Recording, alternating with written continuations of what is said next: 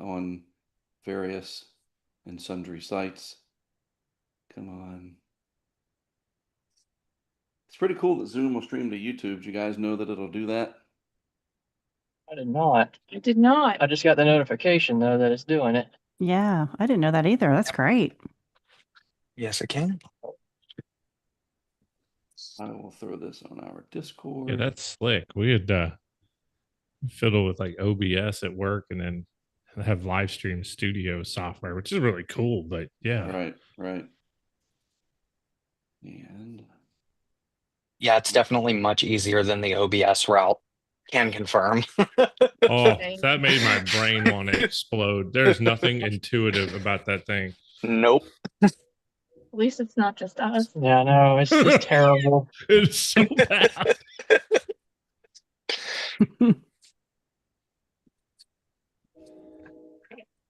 Absolutely. And as you point out, I think this security conference could be described. yeah, keep the news coming, whoever that was. Yeah, that was me. I don't even know what that was. It's popped up all of a sudden. I even have my phone on silent. So somebody wanted me to hear a report, apparently.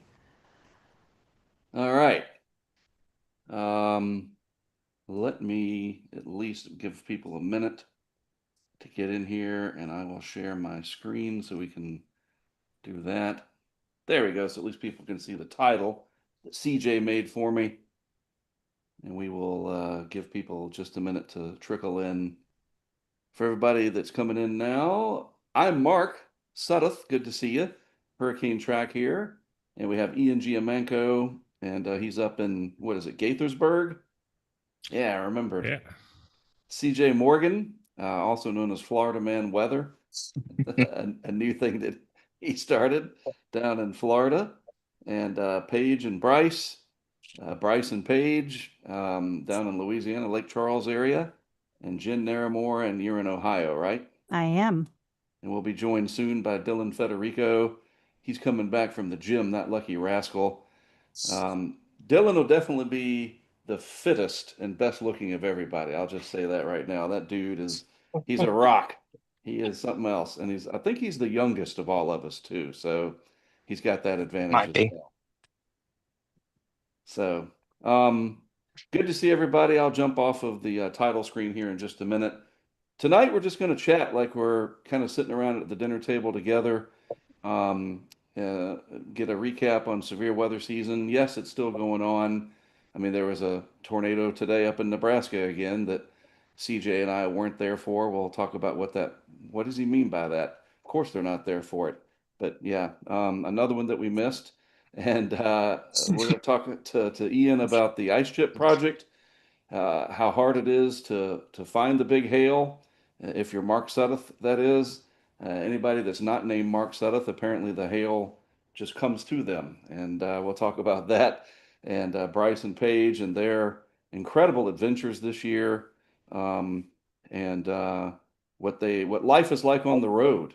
And some thoughts from CJ on things, and Dylan and I and CJ will talk about the hurricane season. We have Jen Naramore to talk about an amazing journey she's getting ready to take, that hopefully a few years from now she'll look back and say, yes, I made the right call. And she will let her explain all of that. So let me exit the, man, it's been a while since I've done the Zoom. There we go. I don't know how this works, if I'm full screen or what, but I want to start off with Ian, first of all. Dr. Giamenko, IBHS, Hale guy, like you're the guy that everybody said I should talk to when I had this brilliant idea a couple of years ago to really start going after the Hale. How was it this year? I'll just let you start things off. So Mark, you followed a similar trend to me. Like I started off in grad school as a hurricane wind guy. Now now most of my research side is hail, even though at IBHS I get to touch a lot of the hazard perils we deal with. But yeah, we had the Ice Chip Project, which is the in situ collaborative experiment for hail collection in the plains. Of course, you have to have an acronym. This was actually the first. It was amazing. Just highly successful. 24 different operation days. Every flavor of hail, from the Gigantor stuff down to the snow plow, from the soft slushy to the hard. You name it, we got it, including updrafts measured over 100 miles an hour. I mean, all of it. It was fantastic. Great. Yeah. So that was Ice Chip. Yay. It really was an amazing project. It was long. I tell you what, 6 weeks. Caravan, these big projects. It was the first one like it since the National Hail Research Experiment ended really in the late 70s. The project actually ran into the early 80s. Wow. So this was the first time we've done this. So you think about all the tornado projects, and I worked on Vortex 2 as a graduate student. Right. Go back to the original Vortex. We got Vortex Southeast, Taurus, Perils, just start rattling them off. But we hadn't done this for hail. And folks may not realize out there when it comes to severe thunderstorm damage, every single year, hail is somewhere between 60 to 80% of the dollars that come from severe thunderstorms every single year. So if you go back to 2023, Mark, you and I have talked about this. That was our record severe thunderstorm loss year, where we had 60+ billion dollars of damage. Well, like That's 50 crazy. of that was hail. So finally, we were thankful. The project got through. We got our National Science Foundation funding. We didn't have it taken back, thankfully. And we had 1 year due to original budget cuts and things like that. So we went after it, and it started May 18th was our first operation day. Ran all the way through basically the end of June, even though some teams, as your budgets start to wane and run out, you'd head on home. And we had enough money to make it all the way through, around June. I think June 18 was our last operation day. So this had it all. The mobile radar fleet, the Doppler on Wheels group, so Josh Werman and them, we had their pods. IBHS had our impact distrometers, and Mark, you were thankful enough to take out some of our experimental shingle panels. We had some of those with us too. We had precipitation measuring systems from Purdue, the Severe Storms Lab with theirs. We had hail sondes that were released into thunderstorm updrafts. I mean, that was amazing stuff. We had plenty of wind sondes, lots of sounding teams. I mean, the whole smash. And like I said, it really was a resounding success. In the middle of it, I did shave off my beard and just leave the mustache. It was really ridiculous. I scared my daughter on Father's you looked younger. Day. I saw that. Yeah. So Mark's one of the few people who've seen those pictures. I call my daughter on Father's Day, and she's never seen me except when she was like 1 or 2 without any facial hair. And oh my gosh, she cried, and it was it actually kind of ruined my day. It's like, I'm so sorry. I didn't mean to do that. But from a project perspective, I think from hail science, this will take us in a monumental leap.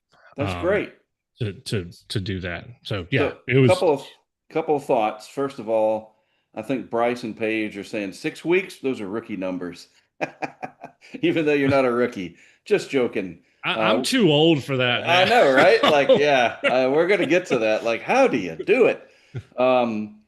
That's amazing. And I never got to see you guys out there. That disappointed me.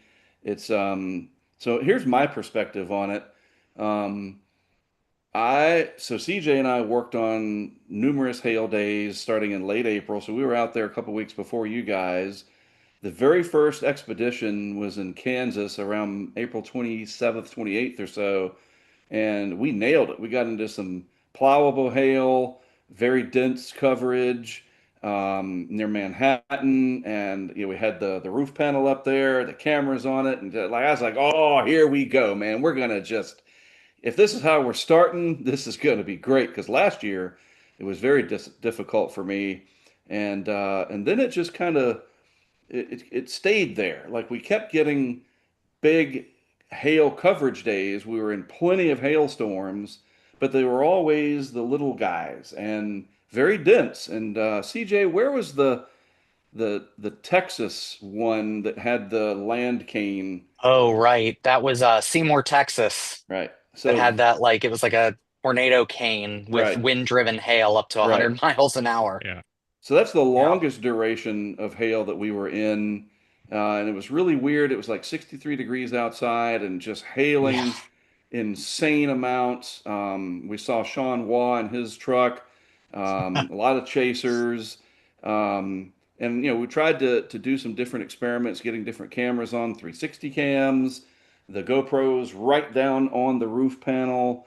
We were in some wind-driven hail near Goree, or however you say it, Goree. And that looked like the end Yeah. of the world was coming. They were like that one of Yeah. those alerts, it's like baseball, hail, and 80-mile-an-hour wind. I was like, oh crap.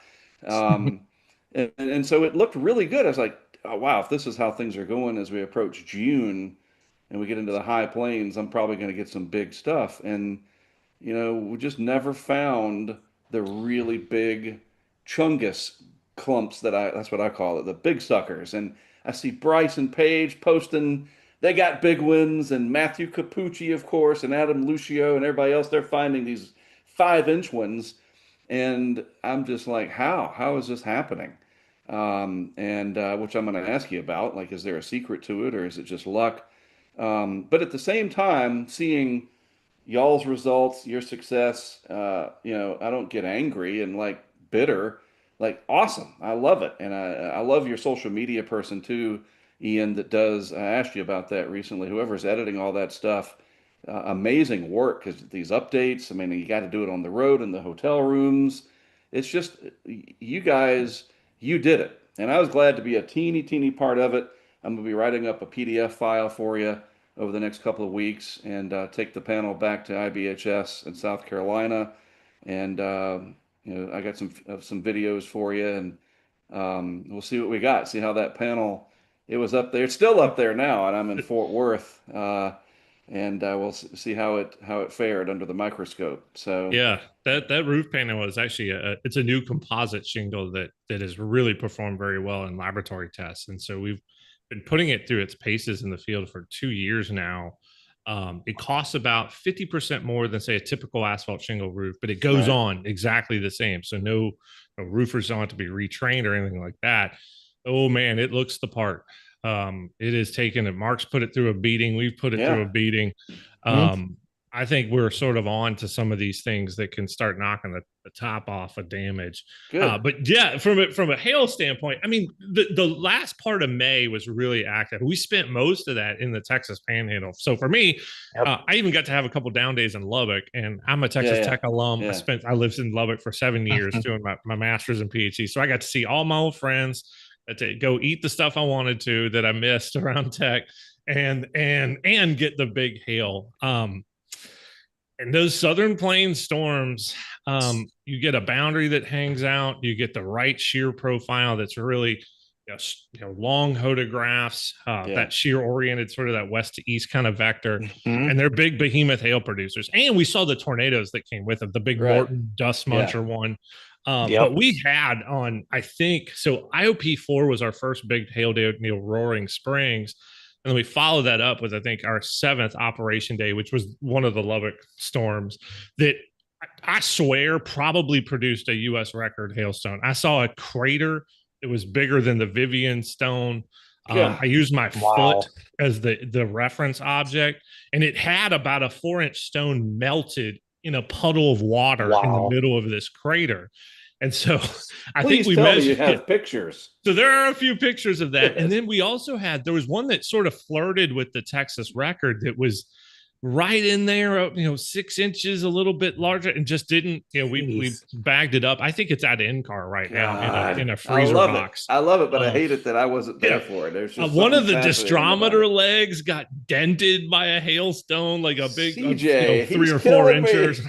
Oh. So it was crazy. I mean, I'm telling you, that little stretch. Could you imagine getting hit by one of those things? Right. Like, but that's it would literally it's like getting hit with a meteor coming out of the atmosphere. So that's a 90, 95 mile an hour fastball, larger size to wherever it hits you. I mean, that's what that is.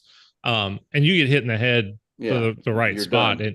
And actually that event actually, a lot of cattle were killed. Yeah, I was about to say, Let me jump in. Bryce and Paige, did you guys witness any of that? This is starting to get into some of maybe your territory this year. I think we were muted. Can you hear us? Yep. Okay. I did that. Sorry. So, I think the biggest hail that we saw this year was, it was in Morton, Yeah, it was one of the Morton days we had this Oh year. my gosh. It was probably about a 6-inch stone that just came clean through the windshield. It Yeah. landed on the Dude. dashboard. You're killing me. It looked like basketballs falling from the sky, ice basketballs. And I rolled the window down for a minute and I was just looking out. I mean, the hail wasn't falling, Right. It's too not much at a dense. time, Right. but you could hear it. It seemed like missiles falling out the sky. God. Oh, Wow. this is just, oh man. I mean, and I came up with this idea. Um, I don't remember where at the time frame We of were it. at the Texas Roadhouse in Abilene. This was like right after Dallas got pelted with those DVD-sized hailstones Well, I a couple of mean, years ago. but I'm talking about the fishing net idea Oh, where the fishing net. Yeah. I came out to meet with Dr. Hal Needham in West Texas in the Permian Basin for an event. And I was at Abilene on my way west and just getting some supplies. And I thought, you know what? I bet a fishing net, if I hang it out the window, I could catch some of these things. It's just one of those weird ideas that, yeah, let me go try. So I walked into Walmart and it was like right there. It's like a light was shining on it. It was like in a movie, like that's the net you need. And it was like $40. And sure enough, that afternoon, early evening with Dr. Needham somewhere in West Texas, I have the fishing net out the window and we're catching, quarter size hail in it. And I realized this is going to work. Like you could really get a big stone in there and it's going to be virgin quality. It's not going to have hit the ground. It's not going to be melting. And you can get that inside and within seconds, measure it, weigh it, photograph it, everything you need to do. And then just like fishing, you can throw it out and let it go and do its melting or whatever. Of course, if you get a really big one, got to put it in the cooler. And it sounds goofy. We had cameras on the outside so you could see us with the net out the window. It was on Fox Weather and all that. But it worked, and I was like, oh, this is going to be absolutely fantastic because I'm not standing out there in the hail. The lightning scares me to death. And like, this is going to work. And maybe that was my problem. Like, I jinxed the whole thing. Now that I have a way to actually catch the hail in its virgin state, nature's going to go against me. Well, we're just not going to drop any basketballs on you. See how you like that? Because I think the largest one I caught in the net was about an inch. And I'm telling you, to feel that hit the net, it was a really weird sensation. It felt like a fish was in there. And I'm serious. It was like, the net was out there, it was hailing pretty good, and then boom, one hit. And I was like, oh, I got one. And I had the GoPro on the net trying to give you that POV shot of what it looks like. And I just never found really big ones. And, I was out there sporadically, different times of the year for a few stretches at a time. And you know how it is. As soon as you leave, CJ and I talk about this all the time. The next couple of days, Bryce and Paige are going to find, and Ian, craters and giant ones and whatever. And it's just the way it goes. But anyway, wow. That reminds me, like the one really bad season, I think it was 2015 we had at IBHS. And it wasn't that the season itself was bad. We just got pigeonholed into our annual hail project, the schedule, like folks' schedule. We had stuff going on. And I knew when we went to the airport, I'm like, what are we doing? Like, this is going to suck. Like, this is just not going to work. And like the that was environment us with just Matador. Yeah.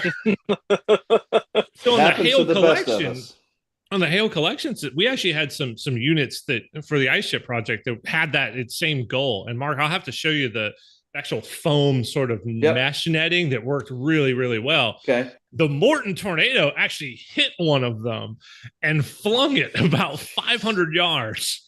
These things funneled hail into a cooler, and it was a battery-powered cooler. Yep. And it worked great, except it had kind of a high, it had a larger surface area, so wind load was a problem. Yeah. But the tornado hits it, and then somebody's had a video. You see that, like, same time, same location, this glint of the oh my God! The teeth. I'm trying to think of the metal components that are. It's just the aluminum, the pre-made rail stuff, and you see this glint of a thing going like airborne. This is phenomenal. And we're all pretty sure that was the hail collector system going airborne. It departed from its cooler. All right. The cooler then tumbled into the mud. But So at the very least for next year, and I'm serious about this, I need to arm you with a bunch of our GoPros and 360 cams. I know it's a little extra step, but if you guys are willing to do it, at least screw one of these things on there, because we've got these C-clamp deals that are, I mean, they're going to hold on pretty good. we'll go for it. And at least let's get some video of this stuff. Yeah. Like, I don't care who takes the video. I just want to see the stuff. So for me, even just years of doing this hail work, Mark, you and I have talked about how this isn't as easy as people Exactly. really think it is. Mm-hmm.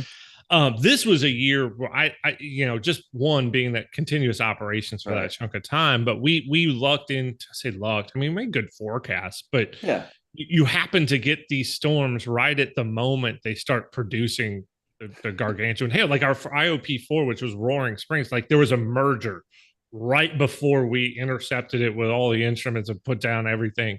And these mergers tend to often inject additional hail embryos or even hailstones that can grow further. God. And the Alabama state record was a merger. Right. I want to say the Kirk, or maybe it was the Bethune, Colorado, the 2 records ago was a merger. When we did some cross sections, we found evidence where a left split went into a supercell, and you see this like a wet growth stone that all of a sudden had a completely different growth regime, which is sort of an indicator that stone was produced in one environment and then got slung into the next updraft as the merger happened. So all this stuff, you're just like, right moment, right time. You say, Matt Campucci. Matt seems to find himself in those really gargantuan hail moments. But for me, like this was the biggest stuff that well, Matt's also in a rental, so he's got to be careful. And Dr. Needham was in a rental. He got some funding to study hail for a little bit. And he has this, I don't know if it's his theory or a theory or what, but he was really interested in hail drift. And, where it's getting thrown out and it's not necessarily under the radar reflectivity. Yep. And I think that's what I got in Seneca, Nebraska last year. And that was a big part of what he was studying, is that you can get some hail drift.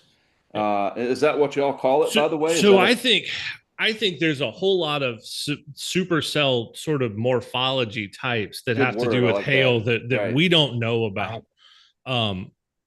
We have several cases where you have big hail right on that sort of the edge of the reflectivity gradient in the forward flank. But this year, like these HPs that are producing the behemoths, these were literally right under the updraft. God. Like just right smack under the updraft. And that was it in a couple of them. It was just behemoth hail. Everything out in the core was just nothing but mostly probably melted small hail. So you're getting these insane precip rates. But that's what it was. And then we got one case where the High Plains one, I think it was like our second IOP, like the flying V shape. Yeah. And you can see the hail come and go in the distrometer as the V comes over the array. I'm like, yeah. Wow. It gets you all excited. You see these things in the data and you're like, hey, that's what we're there for. But I do think there's all these hail sort of supercell type, like subtypes that are there that do these things. And in a lot of these HPs, the core, maybe 60, 70 dBz, but the big hail is actually right smack under the updraft, right in that big behemoth hook. Right. And so there you go. So you said the hook. How do you and the team stay safe from the tornadoes? Because that scares me. It scares CJ. And we were arguing sometimes, you're going to get a digger, get us killed. And because I want the hail. And I mean, you had a lot of people out there, several dozen, and you got to keep them safe. So how do you balance we had a versus the hail core? Yeah. So we had the idea for all the in situ instruments was one, get them down and get out of the way. Now, with that said, we had 14 ground teams, so operating in two groups of 7. And you have varied experience across all of them. Like I think about myself and Dan Dawson. Dan's from Purdue. He's a professor at Purdue. His wife Robin's also a professor. But Dan and we're the same age. We've been doing this forever. So we just go run, do it. But we had other teams who had never done this before. So part of it is Josh Werman and their team built this really cool software package called Guru that lets us see not only the 88D data, we're getting the mobile radar data from the DAOs coming into the Guru system. So we can see all the teams. The key was making sure everyone's following that deployment strategy with an escape route. Now, early on, I typically prefer when you're doing instrument deployments, work north to south, so you can always exit south. Yep. We kept getting storms that would turn so hard, we're having to use east-west roads, and it's some of them, like if you start from the east and head west, where the updrafts are ahead of the precip, you're like, oh boy, I don't want to drive right under the updraft. Right. That's not what I want to do. And those made it really complicated. And one of them we did in Roaring Springs, we ended up having to find shelter for all the vehicles because a left split came flying at us from the south. So we not only had the tornado threat from the parent thunderstorm that we're targeting, we've got this left split with big hail coming right at us. And we had to find places to get under cover. Tornado wise, I think we did an excellent job. We operated on a bunch of tornadic storms. I mean, it wasn't the goal. It just happened. Yeah, right. Of course. It was the same with us this year. It seemed like almost every storm we got on ended up it was tornadic. And it was those types of days that we were out there that, I mean, there's really not much you can do. Once they go tornadic, they go tornadic. Yeah. And that's what, we had put in these safety protocols thinking like, hey, we might actually avoid that. It's like, you can't, right? You can't. No, you can't. So I think it goes to the coordinators, and the ground teams were coordinated by myself, John Allen from Central Michigan, Becky Adam Seeland did a stint too. And Becky's one of our main PIs on the Ice Ship project, but Victor Gensini did some of the big IOP coordination. We got ourselves enough lead time that it never became a true safety hazard. And part of it is we had enough instruments that we could do that. Yeah. We didn't have to cut it so close. Yeah. But we were in and around these tornadic storms. And several times we had these hard right turns, especially I think the Morton storm, like just get out of the way to the south. Right. And the next one that was the Lubbock recenter one, which actually was at the same supercell. There was a couple of them in there. I'm thinking Matador, but so many.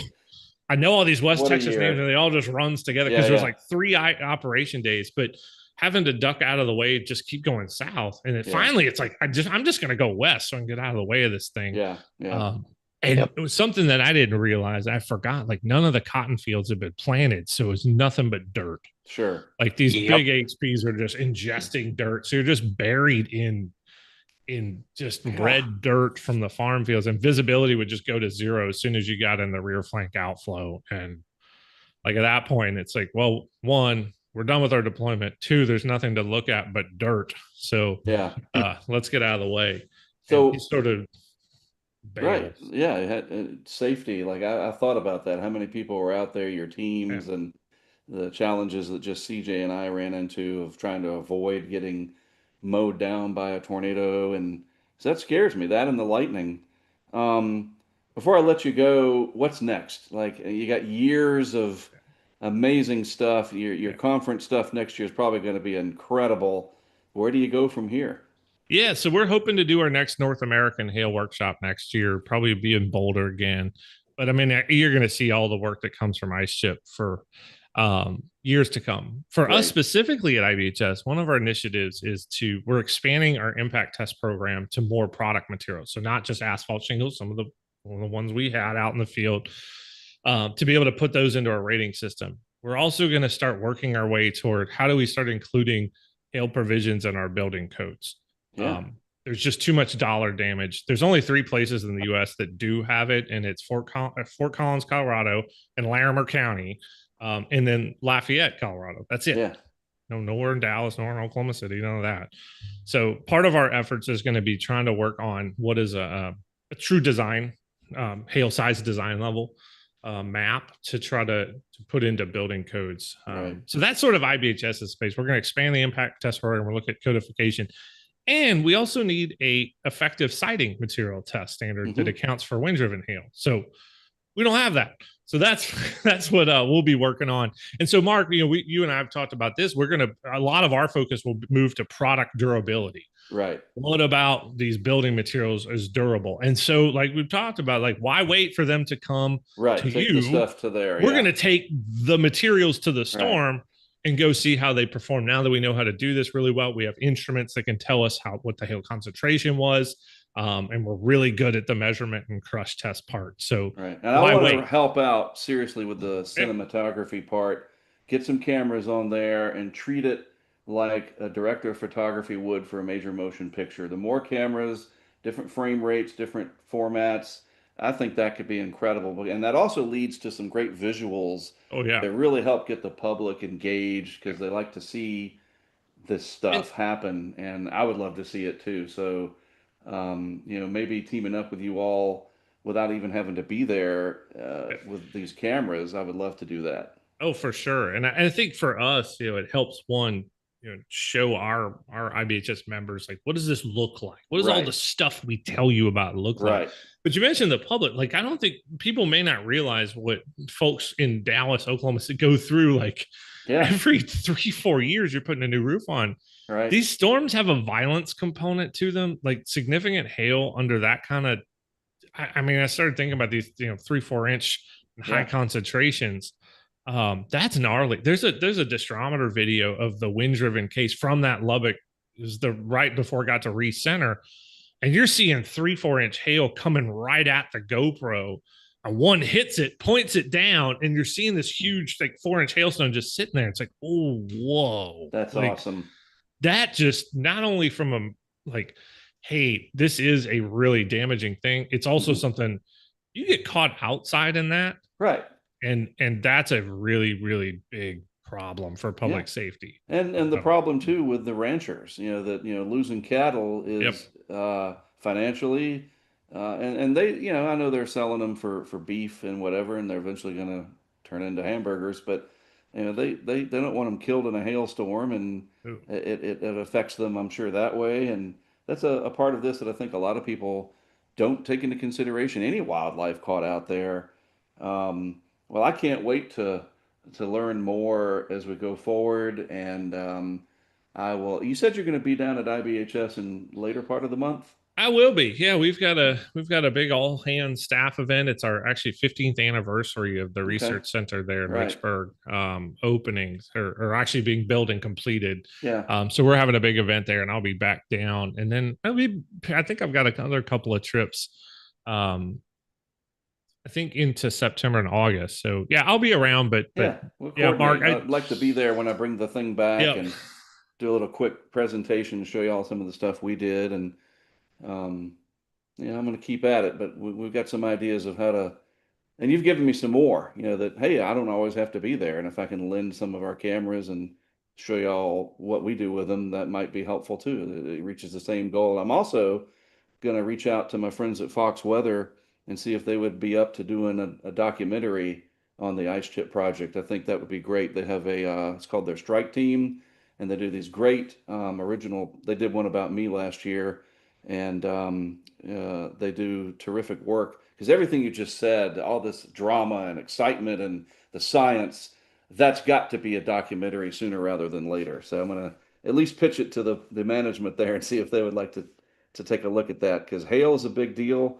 I knew it was going to be when I had that idea that I presented to CJ, and here we are. Yeah, we were really hopeful when before Ice Ship started, we had PBS Nova was going to Yeah. cover the project, and that plug got pulled, and that actually for me was really sad. One of the things, I'll show my age here, that got me into weather was the 1985 Nova tornado episode. It had Howie Bluestein in it. Yeah. Lou Wicker was a Yep. graduate I remember it. student. I remember it. Yeah. My dad shows it to me. I was 6 years old, and man, was I hooked after that Nova episode. And I was like, this is gonna come full circle. I can be done, and Yeah. I'll be happy. Yeah, exactly. but yeah, we didn't get that. But no, Mark, we've got plenty of ideas to talk about and Yeah. how to keep this rolling. And I think for us, yeah, we're gonna focus a lot on this building material durability and how do we think about the code part. Sure. Well, Ian, thank you for joining us. I'll let you go and hang out with your daughter without scaring her. No mustache. There's a Right. handful of people who have seen the mustache. It probably Right. won't make a comeback for Right. quite a while. But She'll no, appreciate it's that. great to see everybody. And Mark, thanks for having me as always. Thanks for spending time with us. Have a good one. We'll see you. Dr. Ian Giamenko, everybody. Take care, sir. All right, so you're watching a live recap, kind of the severe weather season winding down, at least the bulk of it. Always severe storms, and of course the severe flooding we've seen lately. So it's it's always going to be around, but that spring severe weather very impactful with the hail, the tornadoes. I want to bring in Dylan Federico real quick. So Dylan, can you, by the way, Dylan, well, just introduce yourself. You're kind of in between jobs, but you've been at the Dallas Fox station for a few years now, here in Dallas, Fort Worth, where I'm just a few miles away from you. What was your severe weather season like? How much sleep did you lose? Oh God. I mean, I feel like the severe weather season aged me 5 years. I've noticed a few more gray hairs and a few more Oh, come wrinkles on the on. face. Yeah, But you're always telling me you're leaving the gym now. You're leaving the gym now. You've got to be the fittest person in media. yeah, It's a good it's thing been though. it's been great. It's been great working here the last 3 years through three severe weather seasons. It's definitely something to be reckoned with. But my passion in this business is with the tropics, and I think everybody's going to be really happy to see where I end up next month when Good. I announce my new job. So. Well, Uh, we'll I, wait for you to announce it. yeah, yeah, but it'll have to do with hurricanes. So Sure, sure. Well, we're going yeah, to but get to you in more detail, talk about the tropics, but I wanted to bring you in and introduce you. I know that we talked a few times. In fact, last year when I came out for my very first hail expedition, we met over at that cheesecake factory in Dallas, and we ended there last night. I had dinner again, and which you covered. I appreciate that very much. That's always a good thing when somebody else picks up the tab. So, thank you. But I found it ironic that that's where, I mean, we're not done with the Hale project, but we're done for this year. And it was in that same parking lot that you first saw that giant guard on there. And you were like, dude, and remember how nervous I was? And now I'm like, man, I want those 6 inches that keep falling from the sky because I know what to expect now. yeah, and it's just cool too because for everybody watching, this man Mark Sudduth is a huge reason why I got into weather in the first place. I just remember being in elementary school watching his Hurricane Ivan documentary and just thinking it was the coolest thing ever. Stuff that he did in Katrina. It was a big influence in me getting into this career, and it's just cool getting to know you now professionally and Yeah. personally. And our And mutual friend Greg yeah, Nordstrom, he's the bond that ties a lot of us together. So I appreciate that, Dylan. It was good to see you last night. And we're going to come back and talk tropics because all right. we're going to really be getting into the meat of the hurricane season here. And there's some interesting signals. And we're also going to talk to Jen Naramore as well about tornadoes. I want to come back to Bryson Page. Um, Life on the road. I first saw y'all on the algorithm side of Twitter. I don't remember early this year, and there was something I think that Paige posted about that she left her pants at a Hampton Inn in Oh yeah, the pants at Texas. the Hampton Inn. Yeah, Right. And it struck me as really funny because there was some severe weather. What month was that? that was last That was year. last season. Yeah, I thought it was this year. no, that was That was like last June, I think, or last I July. think so. No, I have to go back and look. I think that was earlier this year. I have no And idea. there was, yeah, you've been in it too long.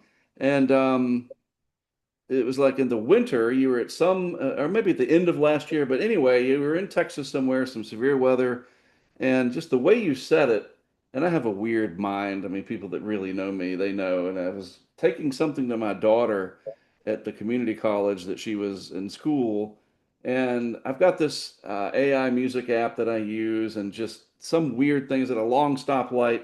I was like, that sounds like a country song. So I fed the prompt in to Suno, and then within a few minutes, I had uploaded it, tagged her, and bam, you said like, "Oh, this made my day." And I could only imagine the look on Bryce's face when you played that. And it was this twangy country song about Paige leaving her pants at a Hampton Inn in Texas after storm chasing, and it could have been a top 10 hit on a country It's station. the That's top the 10 hit Oh, for definitely. sure. It could have hit the top 10 for Oh, me. yeah. And that's like, well, these are an interesting pair right here. I didn't, and, and I looked into it more, and you know how the Twitter is. There's a really good side, and then there's the stuff that you just assume, crawls back under the rock from whence it came. But you two stood out as just being, the real deal. You're just out there doing your thing. I learned that Paige was a nurse, and my wife's a nurse, and Bryce, are you? So let's back up a little bit. Give us a quick Cliff Notes backstory to Bryce and Paige, because you're a very dynamic couple who I think we're going to be seeing a lot more of in the severe weather world going forward. Yeah, so we've known each other for probably 3 or 4 years now, but it wasn't until early June last year that we actually met up, and then we started, chasing together a little bit here and there. And I guess I fell in love with her, and here we are. Here you are. Um, We're engaged. you're right, you're right. And that got a lot of attention, and congratulations, by the way. Very Thank you. picturesque Thank setting.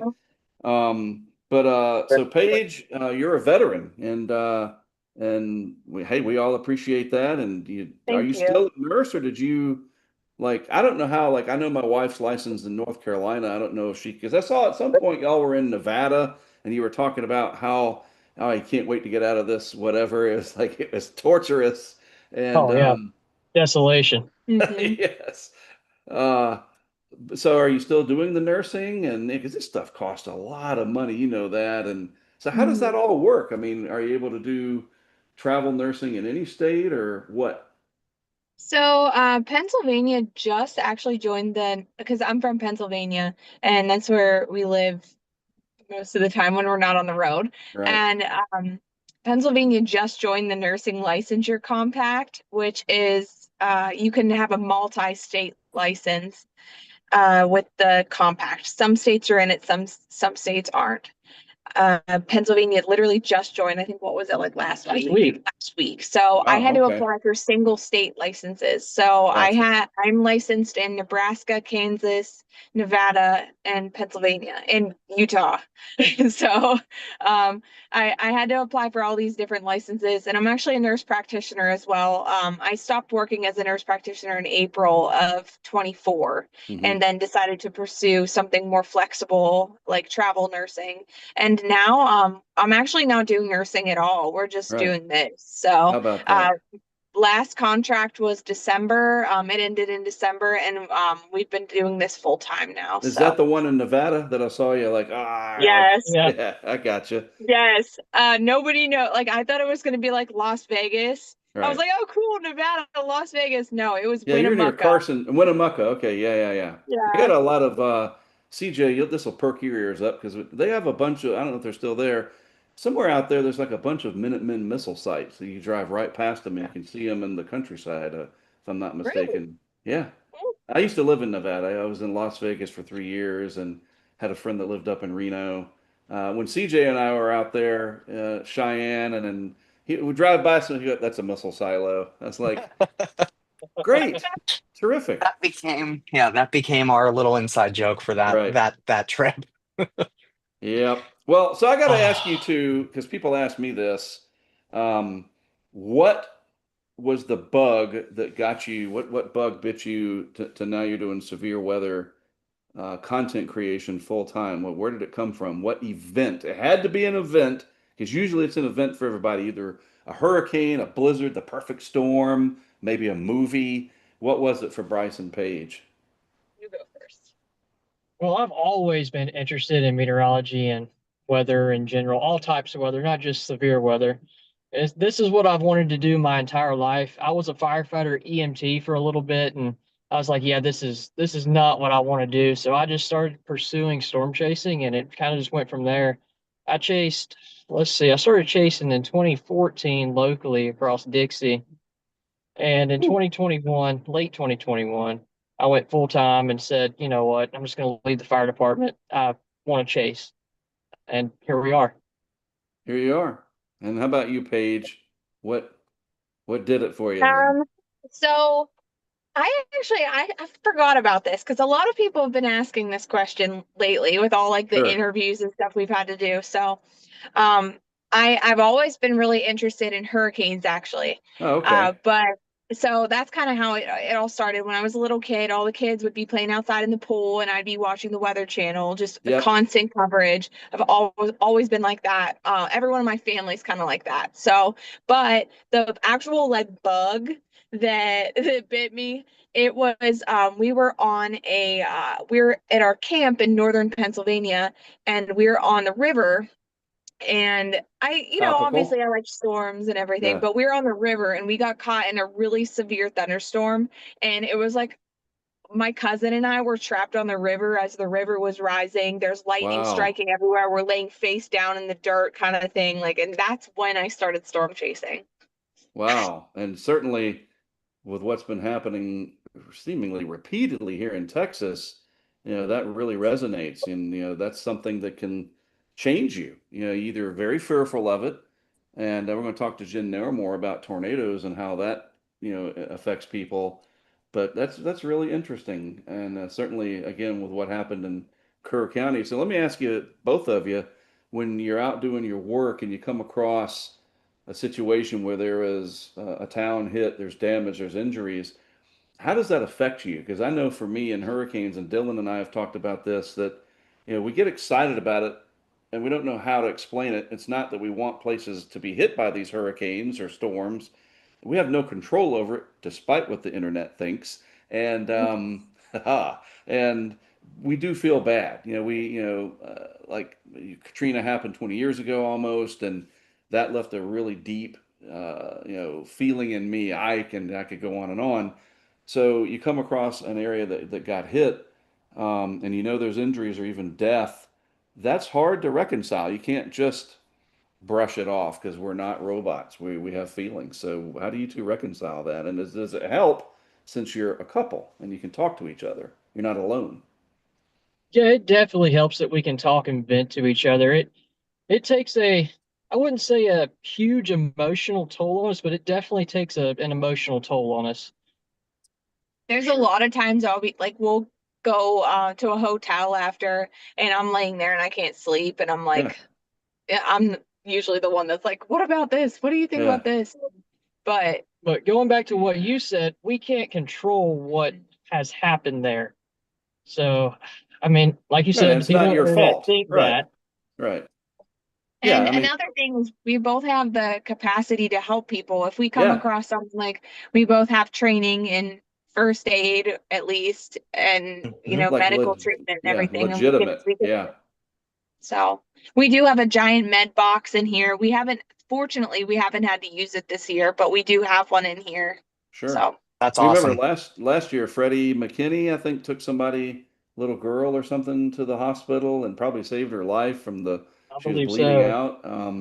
And see, that's the thing. I don't do blood. Like I Mhm. am very squeamish. I don't know. Like, would there be some trigger, sort of the hero trigger that would trip in if I came across something? It could be a car accident or just whatever, and that I would come out of that fear. Everybody, by the way, everybody in my family, I've got 7 children, and most of them are adults, 4 out of the 7, and all of them are in healthcare. Nobody's in meteorology, not even close. They're in health science. One of them's a nurse in the ER, ED. One of them's a paramedic, Noah, which that's when you come on the scene. A little tangent here of fresh collision and whatever. Like, I don't know how he does it. And then my wife's a nurse in the ED, and I just can't. Like, we were in Pensacola for the fourth, and I picked up a ghost crab, and it pinched me, and I immediately squeezed it to get. I noted, and it was bleeding, and I can't even look at my own finger. I'm that much of a wimp, right? And so I was telling CJ about that. Like, we ever go after the tornadoes, what are we going to do if we are near a town that got hit? Like, that story for another day, but that is something that has to be reconciled and dealt with, and especially when you're out there as much as you two are. And I was just curious about that, you being a nurse, and I didn't know that about you, Bryce.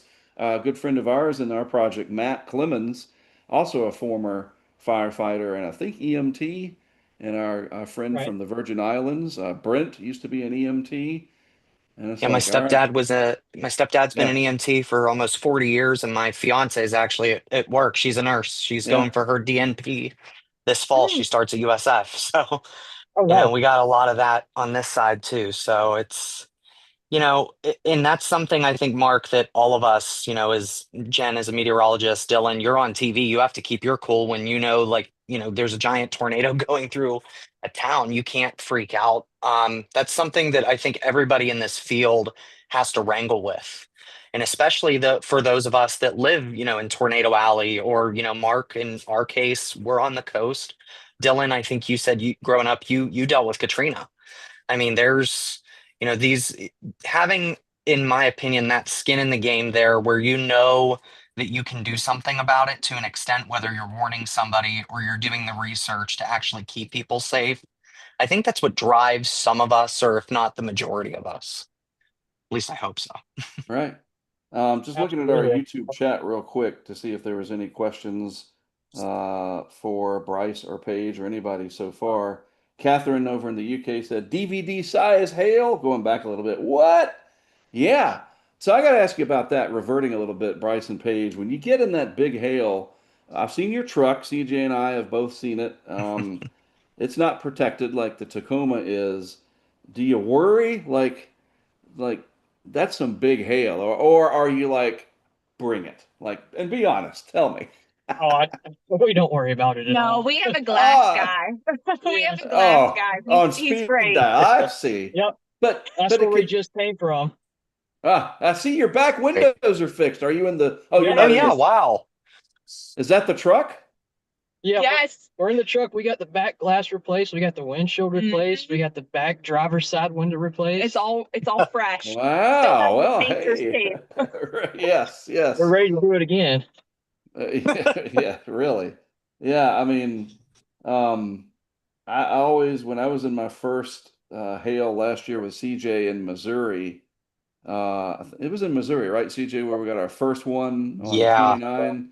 I wasn't sure what to expect, and then as we got into it more and more, and then I had my 4-inch encounter up in Seneca by myself last June.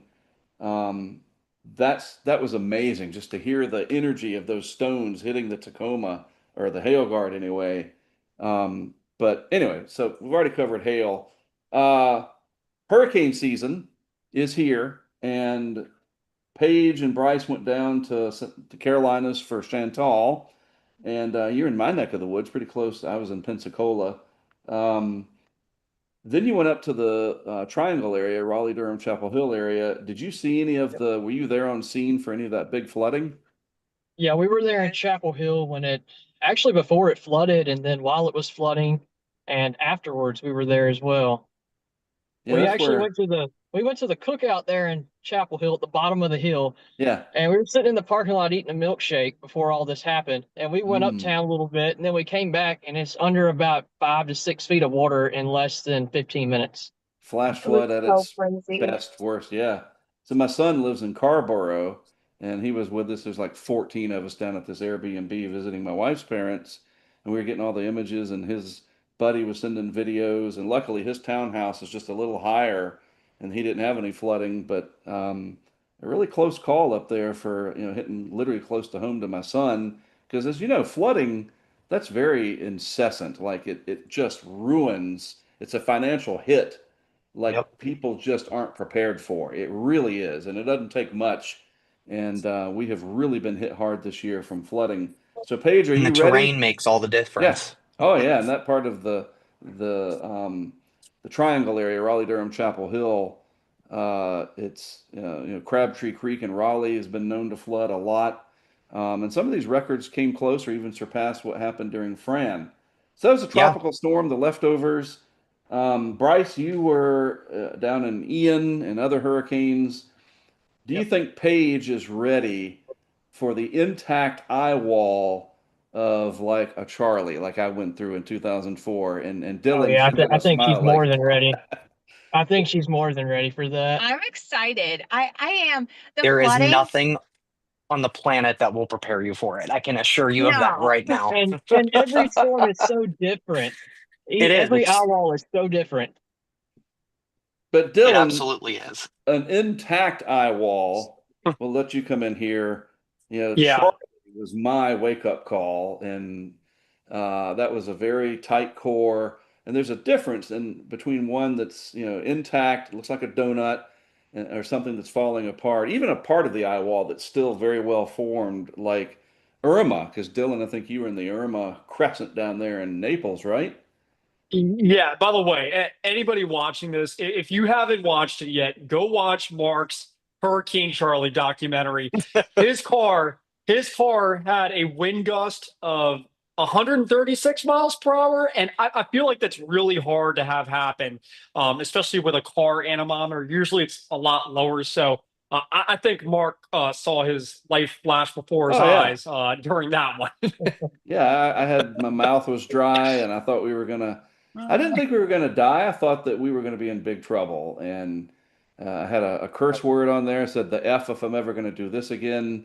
Not gonna sit in the core of a Cat 4 in an SUV, and I haven't since. And that's where the remote camera project was born from. So, It, there's nothing like it. So, what do you think? You think Paige? Because Bryce has been through a few, but um, I think she's definitely ready for sure. Oh, but there's nothing like it. You've got to There do is it. nothing like it.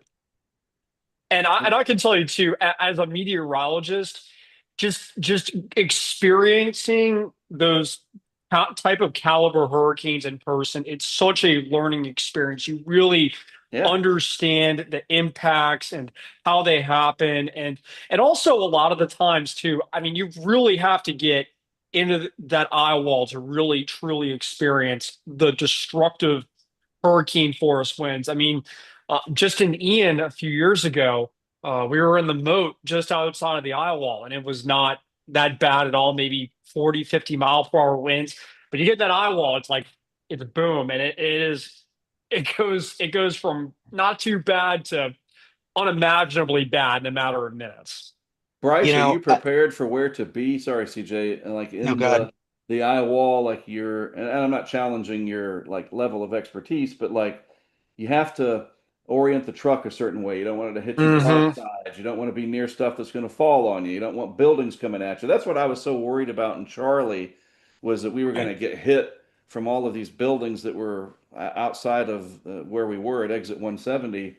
But like you don't want the storm surge to come up because it could be very rapid, and like and again, Bryce has been in a few already, so I want to make that very clear. I know that about him, but like with Paige not having gone through it yet, does that cross your mind? Like I really have to make sure I do this right so that that the first time she gets in the core of an intense hurricane is not a bad experience. Oh yeah, definitely, definitely. Trying to think. I think it was last year actually in Barrel. I know it was just a Cat 1, Right. but I decided to go down right on the edge of the beach where the surge was going to come in, Let me and I ended up guess, having Sergeant. yeah, in Sargent. That's right. I was down in Sargent, and it was in the middle of the night, and I didn't realize the surge was going to come in from behind me as well as I Right. knew it was going to come up, but not that much. But definitely having her in here, I got to be more careful with that because I was kind of trapped there. If that was a Cat 2, Cat 3, that would have been pretty bad. Sure. Yeah. And I think you probably would And have taken more You precautions had it been a cat two or definitely, cat three. It's different, definitely. but yeah, I mean, you have to have an escape plan. right. Oh, Yep. definitely. Like during Ian, we were in we started down in Sanibel.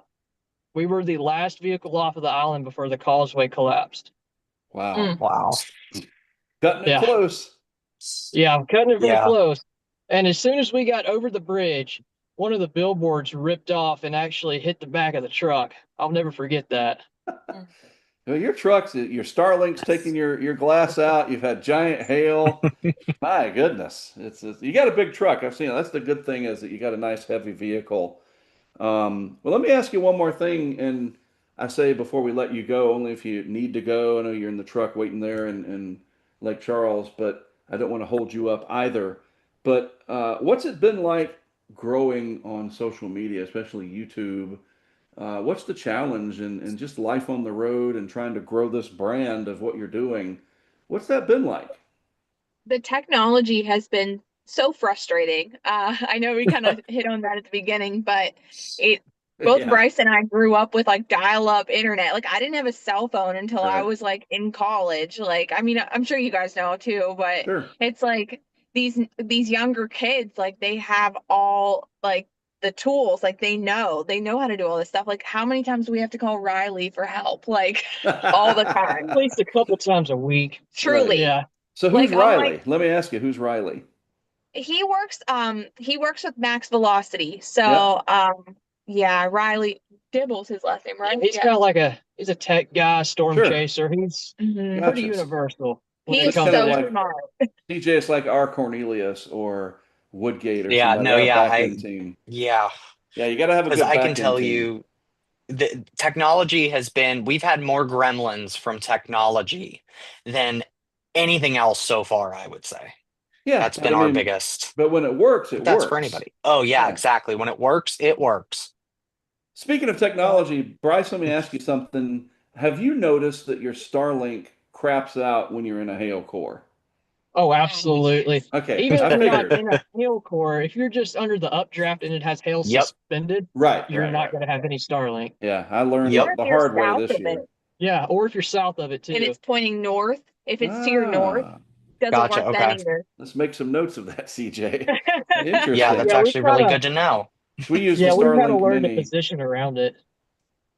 We had a Starlink Mini Interesting. for last year for all the hurricanes, even took it to Bermuda. And we always had just enough bandwidth to get a stream out.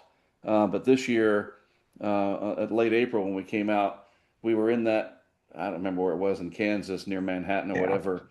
And this big hail core was coming, and all this drama was building up, and more viewers tuning in, all that stuff, and then gone because all I had was Starlink. I Yep. was like, Yep. it was the hail core. I was like, and we know a guy down there at SpaceX. I was texting him. His name's Phil. I was like, Phil doesn't work in a hail core. He's like, duly noted. I was like, you guys can send these things out on rockets, and Elon's putting them flipping over, whatever. It doesn't work in a hail core. Come on. He's like, Yep. it's physics. Elon doesn't control physics. That's for sure. Um, At least not yet. Right. I'm sure he's working on it. Maybe Grok 4 will figure out how to conquer physics. We'll see. Anything you want to tell the world, the 2 million people that are watching this stream, hardy har, for what's next for Bryson Page. I know you're getting married, and again, Mhm. congratulations, but you're going to keep doing this and hopefully grow it and um, Absolutely. Absolutely. That's our main plan. We're in it for the long haul. We both love doing it. We don't mind being out on the road because right. we have each other. Sure. We do miss the dogs. We do make time to go back home and see both of our families, but we really want this to be our career path. I said if I don't ever have to step in a hospital ever again, that's my goal. Yep, my wife, she feels the same way. She's Mhm. dedicated to it. Yeah. But like if we can win the lottery or something, yeah, it's a thankless job, but you're getting to do exactly what you want to do. That's And amazing. we enjoy every minute of it. Yeah. Even the snow. I hate snow, but gotta chase it. Yeah. Still enjoy it. I like the snow. I know CJ's not a fan of it, but If yeah, I I never like have to see snow again, I'll right, be the totally fine. lake effect, a good Southern Oh, Plains blizzard. Well, we've met you a couple times in person. The both of you came up to me when I was in Norfolk covering that snowstorm, Right. and then we saw you. Real quick story. Then we're going to get to Dylan. He's got to bail out at 7:30. Um, CJ and I were down, headed to North Platte, getting ready for the big hail. And I knew I want to get something to eat. Want to go to Freddy's, and I like the Freddy's, and we hadn't eaten yet, and we had time, whatever, and in touch with Bryce and Paige. Where y'all at? We stay in touch with a few of the chasers that are out there, but everybody's busy. You don't always have time to chit chat and whatever because we're all doing our own thing, and time's always of the essence and so forth. So we're keeping up with stuff, and oh, we're in North Platte as well. We're at Walmart now. We're going to go get gas, or whatever. It's like, oh, we'll come see you, and then the timing was all there. So we swung in, said hello. The storms are starting to go up. We were watching them. I said, well, "Where are y'all going to go?" They said, "We're probably going to go south." I said, well, "We're going to go up to Freddy's, and we're going to wait for this thing to grow so we can get under the hail core, and it should move northeast." And we'll get what we're looking for. And we bailed on Freddy's because I was worried about timing, and we went to Chick-fil-A instead.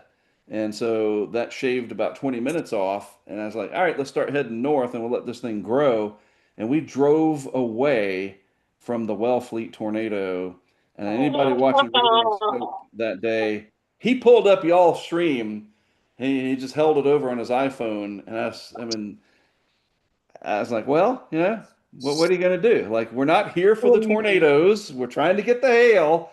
But at the time, that was the tornado of the year, as the internet calls it. Yeah, that's what they say anyway. That's what they said. Yeah, and we had to go around, and we finally caught up to the supercell, and we were there near Sean Waugh and his Oppenheimer truck, as I call it, and we couldn't even go north into the hail core. So we saw the beautiful structure, but we missed the tornado. It was on the ground for 50 something minutes, but we got to watch it through YouTube from your stream at least. CJ kept holding it up, and I kept You can see it through the core. right. Oh Yeah, my we're God. like, look over there, and there is a tornado. Like, okay, We know for a fact it's there. You just can't see it. Right. That doesn't count though. You have to actually see it. But there's Me on our Greenfield Day. Literally me. so there's Oh. our we drove away from the tornado of the year up to that point. But And we then caught the Plevna wedge, so we yeah, got we that saw one that. at least. Yeah, I saw that at night. And then I flew home the day before the South Dakota snaky looking Gary? one. Gary, yeah, I flew Oh, home wow. Thursday. And Oh. yep. And I told CJ, I said, just like Ian said, I said, as soon as I get on the plane and I get home, you know what's going to happen Friday and Saturday, whatever. And that's exactly what happened. And I remember that Max Olson said that their tour had just wrapped up. He had no vehicle. He couldn't even be out there. The tour had wrapped up that he was on, and they missed it. This Oh, storm wow. chasing stuff, anybody that thinks, oh, I can do that, good luck. Yeah.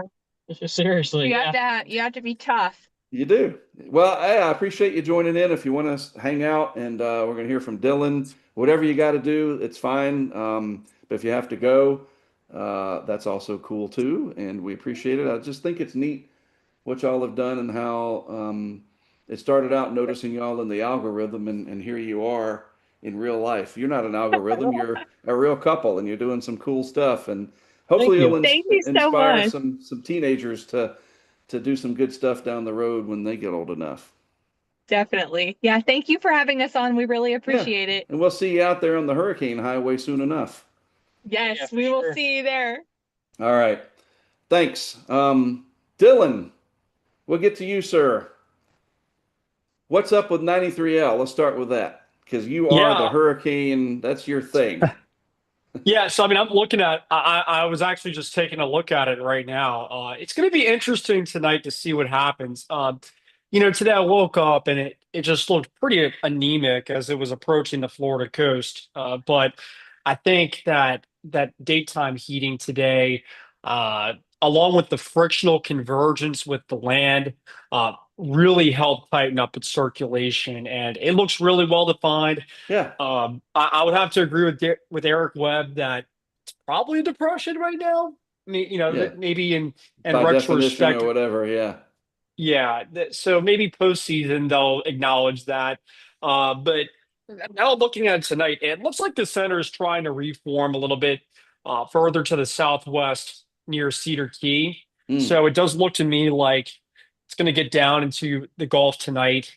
I think it's going to be attracted to that thunderstorm activity. There's a little bit of northeasterly shear. So as you've noticed, it's very southwesterly weighted Right. at the moment. That center is going to get tugged down. Yep. Yep. And it'll be over the Gulf tonight. And uh, based on how it looks, I think this has a really good shot at becoming Tropical Storm Dexter. Um, how far away from the Florida Panhandle it can get, how much real estate over the Gulf it can get, will determine whether or not it's low-end tropical storm or does it make a run at Category 1 status.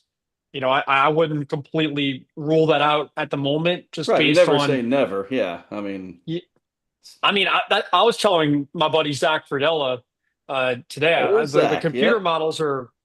This is the worst I've ever seen him in my life. They completely miss Chantal. Why would I believe the global models now? Right. I think we have to really be on our P's and Q's. I mean, I was telling you the same thing last night. Yeah. It looks pretty good tonight as it gets into the golf, and I think how it looks tomorrow morning will be very telling. Well, what I do after tonight hinges on, and you and I talked about this last night. I'm in Fort Worth, picked up the Tacoma from Wichita after the hail work this year, got it serviced today, and it was a big one too. My wallet's definitely a little thinner, but you got to keep that truck in good shape. Um, and I'm supposed to go home and go see Superman with the kids Friday night, but I might be tapping that Regal request refund button and find myself down there in Southeast Louisiana, maybe Hancock County, Mississippi. Might go see Greg and Taylor in Gulfport. Who knows? That's the thing. We don't know. This one's very curious, and Mhm. there's no easy solution.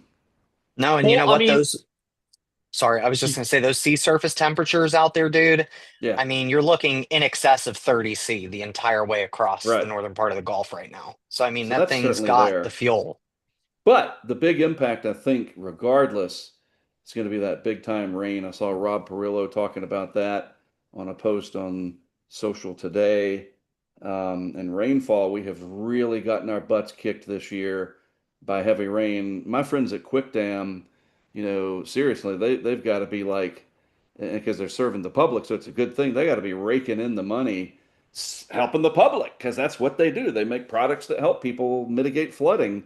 Certainly there's instances where when you have a wall of water, there's not much you can do, but the amount of flooding, I mean, the stuff coming out of Jersey, and I was just in Manhattan and a few weeks ago on those subways. I was like, I can't even fathom. Some of the people that work at Fox Weather have to deal with that stuff. They're going in there to Avenue of the Americas. I can't, like, it looked like Hollywood. Like, what? And so that precipitable water, Dylan, we've talked about this. I know that the surge and the wind is what really gets those headlines, but the water, the amount of rain. And remember, what was it, 2016, that unnamed low went yep. right across the I-10 corridor, Sometimes you don't Acadiana? need a name, Right, exactly. So we got to and really pay attention to that. The rain from this could be excessive. I saw too that your boy Ben Knoll posted something today that was really good. That this may have record P watts to Yeah, work with as it moves into Louisiana Thursday and the Friday. So it's tough to tell at this point who's going to get the heavy rain, who's going to get right. the bullseye. I think with these weaker systems, it's really tough to forecast uh, how it's going to be structured as it approaches the coast, and where the low is going to matter some, where the banding sets up. Hmm. But I think somebody in Louisiana is going to get a prolific amount of rain once this is all said and done. The way I kind of think this is going to evolve is over the next day or so, as it traverses south of the Panhandle, south of Alabama, Mississippi Gulf Coast. It's going to be very southerly weighted, but as it approaches the Louisiana coast, I expect it to uh, kind of consolidate a little bit, and I think it'll look its best Friday morning as it moves inland. And I think that's when you're going to see your highest rainfall rates Right. and greatest risk for flooding there. And also there's some signal too that it may be slow to move inland as well. Yeah. So this may be a multi-day flood threat into the weekend in parts of Louisiana as well. So as you've been saying this year, Mark, and I think it's a great thing that more meteorologists have to really hone in on. Forget the center line. We need to talk impacts, Yeah. impacts, impacts. And with this, you got to hit the rain. It's not going to be the 40-mile-per-hour winds. It's not going to be the 3 feet of surge. Right. Somebody's going to get a foot of rain, and it's going to cause Yeah. problems. That's the Yeah. bottom line. Right. And rain is very expensive, like Yeah. hail is in severe weather. And I think Yeah. even with these repeated disasters, you just, like you said, you don't know where these bullseyes are going to happen. You're from the New Orleans area, certainly Fredella is. They get some serious flooding down there. The Big Easy can sometimes be, pretty darn wet, and they have the flood problems not from surge. So New Orleans has to watch out because we just don't know. Baton Rouge, I mean, my goodness, in Oh, 16 with that incident there. Yeah. So this is not over. We don't know. I think it's also fair and actually very honest to sometimes say we don't know what's going to happen. Yeah, This no, I doesn't have a clear outcome. precision is the enemy of accuracy. Right. I got that from David Bernard, and David Bernard got that from Norcross, and Right. Right. I live and die by that saying too, and that's why right now I can't tell you if it's going to be New Iberia, if it's going to be New Orleans or Gulfport that gets that 12 inches of rain, but somebody is. And look, if you lived along the Gulf Coast your whole life, you know the deal with these type of tropical systems early in the season. Rain's Yeah. the big threat. We've seen the floods. I could go down the list of the different ones I've seen over the years. You've been doing this a long time. I'm sure Yeah. everybody watching knows too. I think with this, we really just have to hit on the rain threat. Yeah, and I'll keep doing that for sure. So we got about 10 minutes left, and then you're going to go keep doing what you're doing, getting ready for your next chapter. Yeah. What about the rest of the season? We've seen the update from Colorado State trimming things down just a little, and some really interesting posts from Eric Webb and others that are watching things, and a lot of sort of bearish outlooks maybe, and we talked about it at dinner last night. It's still though only mid-July, and the La Nina could be coming back. Like, I feel like we're in this sort of gray area where we really don't know what's going to happen peak season, and are we in this new weird paradigm shift of, September is the new August and October is the new September and so forth. Your thoughts? Yeah, I was just taking a look at the sea surface temperature anomalies uh, just a few minutes ago while before I came on. And, you know, you and I are kind of on this team before we use the NOAA Coral Reef Watch. Right. We've been using these for over for over 2 decades. Yeah. You get a good apples to apples comparison from years. So I'm just going to use it. It's worked well for us, and I think it will continue to work well for us. But there's no doubt, though, that this year, just looking at the sea surface temperature anomaly profile across the Atlantic Basin this year versus 2024 and 2023, there's way more heat in the subtropics this Yeah. year compared to the past 2 years versus the MDR. And we're already seeing it this year. I mean, last year we barely had any of those shorty systems that Right. last a day or two and are strongest north of 2025 north. Yeah. Yeah. Uh, so we're seeing more of that already this year, and that's a Yeah. byproduct of the warmer subtropics. And I think that's going to be the case throughout the hurricane season. We're going to see some systems that are kind of junk lows that meander around, and that'll help inflate numbers a little bit overall. Right. But I still think just looking at the big picture, I kind of get vibes of 2000, 2001, 2003, 2021, 2022, those kinds of years that are a couple of years removed from an El Nino and are still La Nina-ish. Uh, so I think that while it's not going to be 2020, it's not going to be Right. 2005. During those years, 2000, 2001, 2003, 21, 22. You had some very bad hurricanes those years, and I still think that there's going to be some significant threats as we head into the peak of the hurricane season. So I think when it's all said and done, you look at the numbers, maybe it's not going to be super hyperactive. It's not going to be one of those years. I like to say from a numbers standpoint, garden variety above average. I think that as we get into the peak of the season, there will be some threats.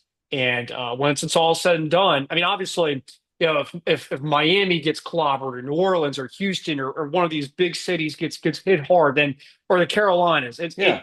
it's a bad hurricane season. And But it already has been with the remnants started to jump on you. The remnants of yeah, Barry, yeah, and what happened in Texas and Chantal, the financial damage in North Carolina, we cannot overstate that enough that we've already had an impactful tropical cyclone impact season.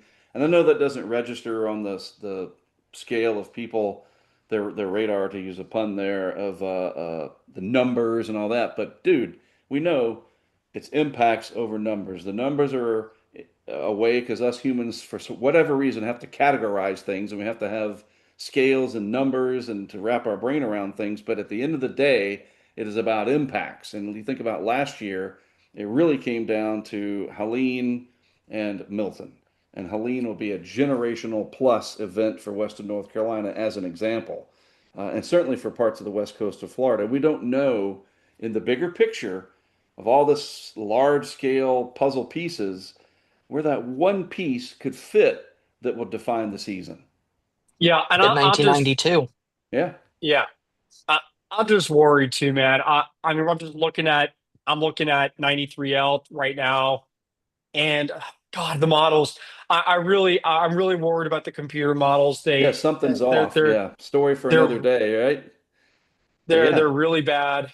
I think we really have to be vigilant this hurricane season. I'm there's no I'm not getting political on here or anything, but I definitely think that these cuts have had an impact on their performance, and I feel like we're flying blind right now, more so than ever in my career. I mean, look, I know that I'm only 30, but I've been looking at this stuff. I've been looking at models for 20 years now, and I feel like 10 years ago, you could be kind of complacent and just give yeah, a lot of benefit of the doubt to these computer models. And now they're just horrible. Like Chantal, they didn't see Chantal at all. Uh, Tonight, I'm just looking at the GFS and the European, nothing. But I see this well-defined low getting ready to cross into the Big right, Bend area. And it's, yeah, I right. just, if this develops, Mark, into a tropical, if this is 60 knots in a Terrebonne Parish on Friday, The global we're gonna model have to is have a big L. Yeah, we're gonna have to have a serious conversation about what these lack of balloons have done and these right, cuts. And so, like I said, I don't want to open up that can of worms today, but right. But we're I'm going to be watching it. We're watching paying this. attention. Right, right. It's Yep. got our attention. Yeah. Well, Dylan, I appreciate it. It was great to see you again last night. You've been a real champion and encourager of my work, and it's just been awesome getting to know you over the years from when you were a student at MSU to now what's going to be coming for you eventually, and all that you've done. And it's great that Greg was a part of that. Our good friend Greg Nordstrom. What a neat thing! I almost went to Mississippi State. I was accepted. And a friend of mine who was a meteorologist in Wilmington said, "You really shouldn't go into TV." He said, "It's a circus. You need to be out in the field and do your own thing." We didn't have the internet. This was in like the late '80s, early '90s, and I didn't know that all of this was going to be there. That you could be a content creator like Bryce and Paige, and I wasn't sure. But like, I'm sorry, I'm on a tangent here, a little offshoot, but I almost went to Starkville. Sure did. I was. Almost a, what is it, Bulldogs, right?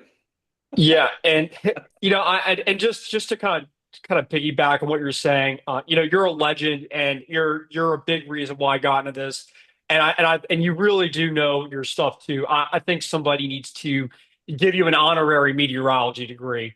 I'm all for that, and I really enjoy all the work that you've done over the years, and every year you keep on putting out even better stuff, just with the cameras and all of that. And I'm very excited to see what you're going to do this year when some of these storms come in August, September, October. Always pushing the envelope. Got a great group of people supporting it, from our crowdfunding folks all the way up to Fox Weather, and it's that helps. It really does. I'm the idea guy. I'm like the producer or the director of the movie, and I got a great cast and crew behind me, and it makes all the difference. It really does. But thanks a lot, Dylan, for hanging out with us. We're gonna let you go, and we'll catch up with you soon and see what's happening. All right. Thanks, guys. I'll talk to you soon, Mark. Thanks, Dylan. See ya. All right, so Hurricane Track live here on the YouTube. We've been going on for about 90 minutes, and luckily my computer hasn't died, thank goodness. Um, I am very excited, and we got her all to ourselves now to bring in Jen Naramore as we continue to talk severe weather and a very interesting topic. CJ and I have talked a lot about this privately, and that is the world of tornadoes. And there are people like Tom Grzoulis that are legendary tornado historians, um, and there's others. You know, you think about Ted Fujita, Dr. Fujita, and how his work out of the University of Chicago many decades ago. Josh Werman, I'm just Howie Bluestein, you know, people that I've grown up with learning about tornadoes, and I always had a fascination and kind of a fear of tornadoes. I have these recurring nightmares about tornadoes, even into my adult life. Not every night, but they pop up once in a while, and there's just something haunting about them. And we have as a great guest of ours tonight, Jen Naramore, who you're getting ready to embark on an adventure to really talk about tornado history and learn as you go along. Tell us about that, a little bit about who you are, your backstory, real quick, and then let's just chat about it. All right. No, it's And been a thanks for great, waiting, by the way. no, it's been great. I've loved listening to everybody. It's been awesome. And no, my interest in weather actually started because of hurricanes. Back in the mid 80s, I lived in Kissimmee, Florida, and Mhm. I was in middle school, and I was just fascinated. Why are they coming toward the coast? And then they veer north, and I was just fascinated. And it was Hurricane Gloria that had my Yeah, interest in 85. 85, and I would track on the little paper maps you get at the store, and I could get up and all the hours of the night tracking it all, and watch the Weather Channel and watch Jim Cantori when he had hair, and it was just great. So I was going to go to Florida State, and then we moved to Pennsylvania, and I was middle of Oh, ninth grade, and so then I decided to CJ. go. Then I decided to go to Penn State, We and got are. my Penn State. I got my meteorology degree. Loved Penn State. Thought it was great, and I wanted to do television, and I wanted to do hurricane coverage, and it learned very quickly how cutthroat it was, Yeah. and didn't get a job for about a year and a half, and then I got a call from a friend of mine. Hey, we need some women in radio down at the Weather Channel if you're interested. So I sent some resume tapes, and I got the job, and I worked in radio at the Weather Channel from 1997 through 2012-ish. I took a 2-year break there and worked in our Latin America division as a product coordinator. But for the most part, I did radio. Right. And I did coverage on the April 27th, 2011 outbreak. I was on in Huntsville, and actually had to take the coverage solo because I was in Atlanta. Of course, Yeah. they had to evacuate. And so Yeah. then the station got knocked off the air, and it was just one of those nights you just don't ever Sure. forget.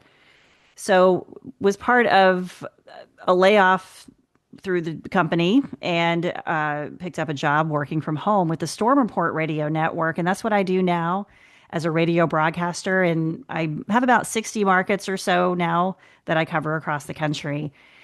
Tornado Talk came about in 2016 with the owner of the Storm Report as a Hmm. podcast. So we did about, I don't know, it was 36 episodes where we covered different events. We covered Joplin, and we Yeah. interviewed folks and chasers and meteorologists, and talked to James Spann and what have you. And then Dan wanted to step away, but I had already fallen in love with the history. I'm like, well, I want to keep going. So I did. I took over the brand, and I turned it into a written oral history. And from 2016 through through 2017 it was the podcast, and then from 2017 on it's been the written Yeah. thing that's been building and evolving. It really made a turn in 2020 when we all were stuck at home and we couldn't Yeah. go anywhere. Yeah. I met all these people that love history, and we created a Discord server, and we were communicating and just bonding. And then at 2023 we started traveling, and it was me and two of my writers, and we were going to different locations. Our goal was to write on the 1974 super outbreak for the 50th anniversary. So we went to all of these different history centers and libraries and literally chased tornado history. I went with Good way to put it. yeah, and Yeah. Nelson Tucker, who's one of my main writers. He would go with me on a spring break. He goes to Millersville University. So we were literally 7 days hitting 20 libraries and history centers, gathering photos, and just going super fast through everything. And just continue to do trips. I started doing solo trips last year. 3 weeks at a time, just traveling all over the place, meeting folks. Yeah. We have a great relationship with the mayor in Guin, Alabama. We've completed a huge narrative on that F5. And it's been neat to talk to city leaders and, really build those relationships. So through all that, make a long story a little longer, I really loved being on the road. My job as a radio broadcaster was such where I kind of felt like I was kind of stuck. I couldn't, because I only get a few days off a year, and Yeah. it was 24/7 operations and covering all these stations in different markets. There was always severe happening somewhere. Things have kind of changed a little bit and settled down. I've been able to take my radio on the road, Yeah. and I really enjoyed it. So I am I'm not married. I don't have kids. And, I'm 52. Just to say, I'm not a youngin, but I'm not an old fart yet. And Right. so I'm like, what am I waiting for? I want to do this. I want to follow in the footsteps of Thomas Gruzoulis, who went in the 80s for 3 years and went and found all the tornadoes for significant tornadoes, just meticulously looking through microfilm, just looking for any mention of damage, and Yeah. just his legacy is amazing. Yep. And I've Yep. gotten to meet him. I met him last year, hung out with CJ's him. gonna love this. He's gonna start salivating. I know. He's amazing, CJ. He's Yeah. an amazing guy. He and his wife Doris have been married for 60 years. And we hung out. He took me into the basement. I went with John Gordon for the National Weather Service in Louisville, who John loves him too. And he just kept story after story, and it's just amazing. But I made this decision to sell my house and hit the road 100%. What we're creating at Tornado Talk is a virtual tornado memorial to honor the lives lost. And how that got triggered was last year, I met a couple in Murphy, North Carolina, who there was an F4 in the super outbreak of 74. And they were telling me their story. They had never shared their story in 50 years. Wow. And they lost a 2-year-old daughter who was ripped from, Shirley's arms. And she actually showed me, she goes, I have a scar right here. This is where little Sabrina was ripped from my arms. Wow. And then her husband, Frank, he would start telling the story. Then he had to stop. Yeah. He just kept getting emotional. So, Shirley was pregnant and she lost the baby. She was Wow. 9 months Double pregnant. tragedy. Yeah. 4 miles down the road, the tornado hit Frank's mom's trailer and she died. Goodness. So they're telling me this story, and it was so awful, but you could almost see this sense of release and Yes. healing by actually being able to share. Right. And from that, and being able to talk to other folks out of the Guin story and what have you, and people that have written to us and asked us questions and shared their stories, this idea of a memorial came about because we were already doing that with our writing. We were doing it in loving memory, finding the names of the Right. fatalities, and finding that the National Weather Service needs this information too. There's a social science aspect of it. Where were people? Were they trying to get to shelter? Were they just like, never mind, if it's my time, it's my Right. time? Right. Did they get the warning? Did they go to the basement? So there's a Right. Right. there's a lot of research there that helps. If you learn about what happened, it helps you in the future for, severe weather. Some people don't realize that their town may have been hit by a significant tornado at some Right. point. Right. So we've been working on this idea, and I'm like, I'm going to go all in. So my house, well, right now I'm in my kitchen because I no longer have a desk Right. in this house. Right. I have a little table here, and I'm going to just continue to work from this table. I'm donating one of my desks, and I've given a couple of desks away to my family. I am donating most of my stuff. I don't know how long I'll do this. This is a huge step of faith for me. Sure. It's scary Right. and exciting at the same time. I don't know if I will do this a year or 10 or Right. 20. I don't know. I know I want to find the names of what I've estimated to be 22,000 people who have been killed by tornadoes throughout the centuries. That is a lot of names to find. Sure. Yeah. And darn tootin', there are a lot more names that just haven't been captured. and I want to try to find as many as I can. And then we want to write these. They're not going to be in-depth stories, but we want to do almost like the ArcGIS story Yeah, yeah. maps Right. and take people down the path and have pop-ups and have it be interactive and have the names and then have it be crowdsourced Hmm. from genealogists. Yep. Spread the word. You know, if I go, let's say I go to Raleigh and I want to stay in Raleigh for a month, I can. And Yeah. I can go do tornado talks at libraries. I can go to all the surrounding counties and visit libraries and history centers and talk to people. And there's a lot of planning that goes into it. Right. And I can be wherever I want to be. And it's, I think that I'll probably have the house sold pretty quick. Yeah. And I have, I already have the month of September planned in Alabama. I'm going to be going to the NWA, and I've never been before. And so I will probably not have a house at that point. And then I'm working on a project with Bill Murray from Weather Brains, Bill, and oh my goodness, yeah, what a national treasure I think he is so for great. real. Yep, he's Not so the great. actor. Yeah. You know? That Bill Murray, I Not thought the he was actor. No, not right. that one. Yeah. No, or if you watch Weather Brains, That- it's been a pleasure to be on there for 5 years as a panelist on yeah. Weather Brains, and it's been amazing. Let And me see if I can do a Bill Murray impression. Let's see. I got to Oh get into Lord. the zone. He's like, well, Mark, that's really exciting there. Tell us, Mark, about your trip recently.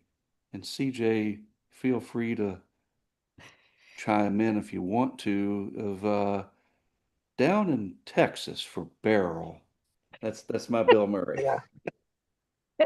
And I hope he doesn't get upset because no, he's he'll a be very like honored. dude, he is like yeah, I met him He's back in so cool. 2005 and he owns those hotel. Anyway, this is not my story, it's yours, but No, you he's a mention a great name guy. of a great person and it just perks you up. Him and James Spann, wow. So Yeah. anyway, They are so both, yeah, national yeah. Oh my treasures. gosh.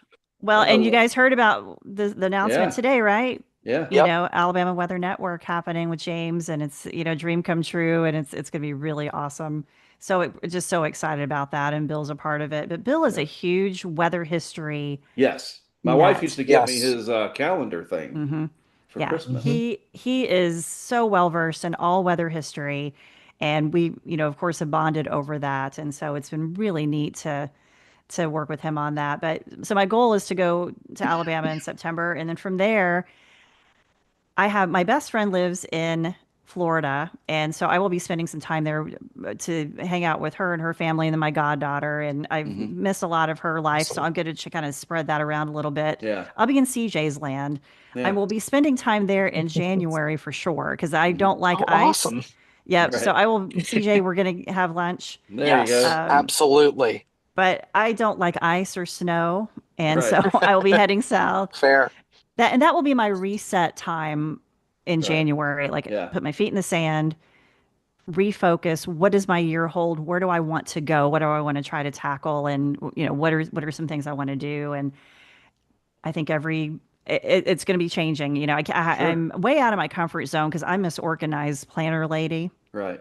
And I'm just, and Right. there's a lot that goes into planning for some of this, but And that's going to be up in the it's going air. to be up in the You'll air. I'm just going like to a kind of do, your life will be a snow globe with the little yeah. things. Yeah. Yeah, and it's gonna be really fun. And I will be going Right. back to see Grazoulis next year, but I did call him last week and I told him what I was doing and we talked for an hour and he immediately started telling me the best libraries to go to. Hmm. And I'm Sure. like, this is That is awesome. awesome. Thomas Grazoulis, tell me where to go for the libraries. That It was is just so amazing. And he was like, I'm a little envious. And I Sure. said, I wish I could take you with me Right. because it would be right. so different for him these days to see microfilm still, but you can put it on a flash drive. You Yeah. don't have to print off 8,000 Right. pieces of paper and Right.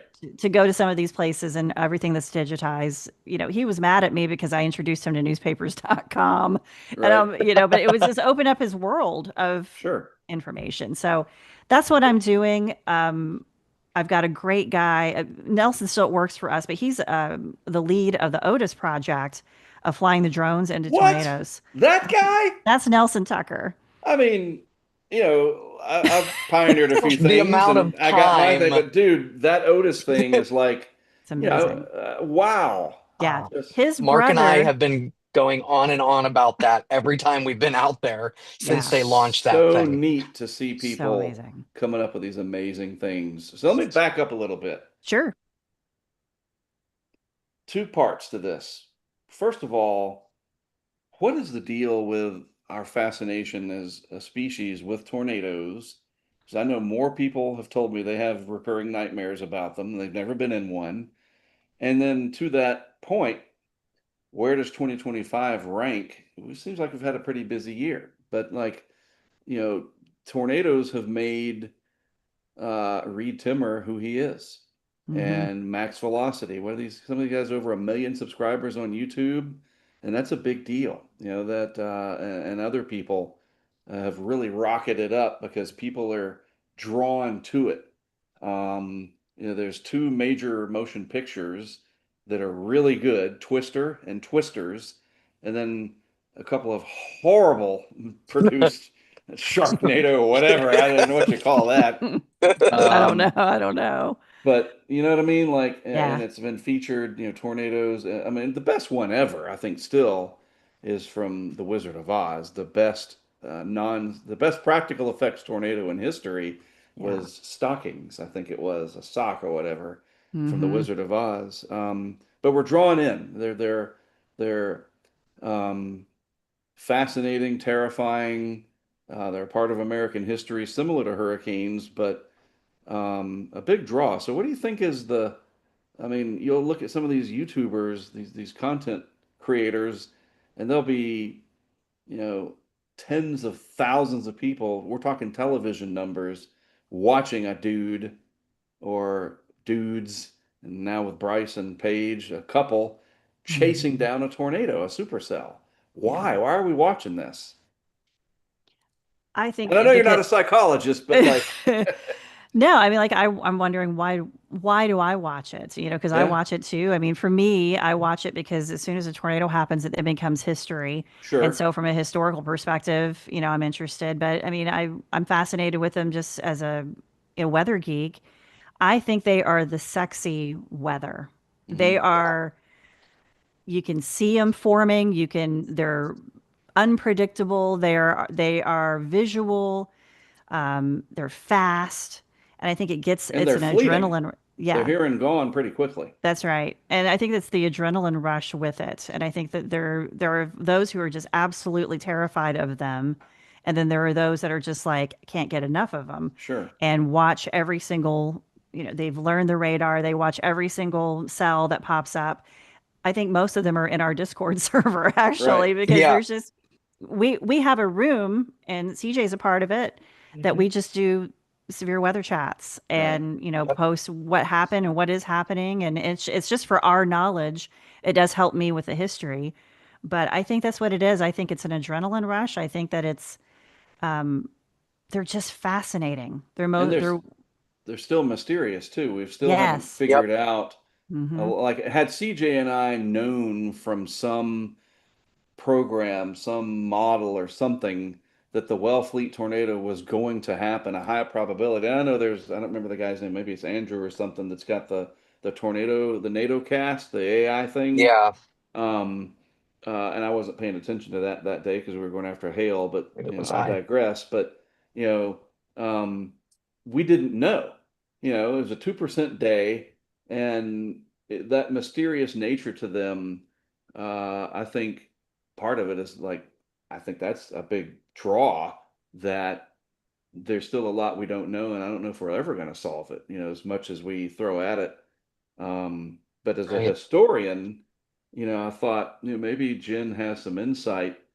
Um, going back to, I remember as a kid, my grandmother told me about a tornado in Alabama. So I can't wait until you learn more about this in Montgomery, and she would describe, and I was a little kid, she would describe the green sky, and I know that's now the hail, and the way the clouds were. And then I realized she was talking about mammatus or eventually a wall cloud or whatever. And just the way she would tell these stories, it was like alien to me, and it really piqued my interest, but it scared me at the same time. And then there was Terrible Tuesday, which I think there's a documentary about it, probably on YouTube somewhere. Um, And the tornado, I think it's stock footage, I don't know if it is or not, in the documentary that the Department of Commerce put out after Camille, called A Lady Called Camille, because Camille produced some tornadoes, and there's that black and white looking footage of a cone, and it's just so scary, as a Mhm. kid. And that's part of what got me into weather, is sort of this fascination of something that's bigger and violent: volcanoes, hurricanes, earthquakes, end of the world type stuff, for whatever reason appealed to me. Yeah. But it scared me at the same time, because I don't want a tornado to hit my house. I don't want a big hurricane to hit my house. I don't want there to be an Right. earthquake or a volcano or a Mm-mm. meteor. Comets, asteroids. Like I said, pretty much the book of Revelations. I'm all Yeah. in. Just don't let it happen to me. Right. Yeah. So maybe Right. that's what it is. This deep.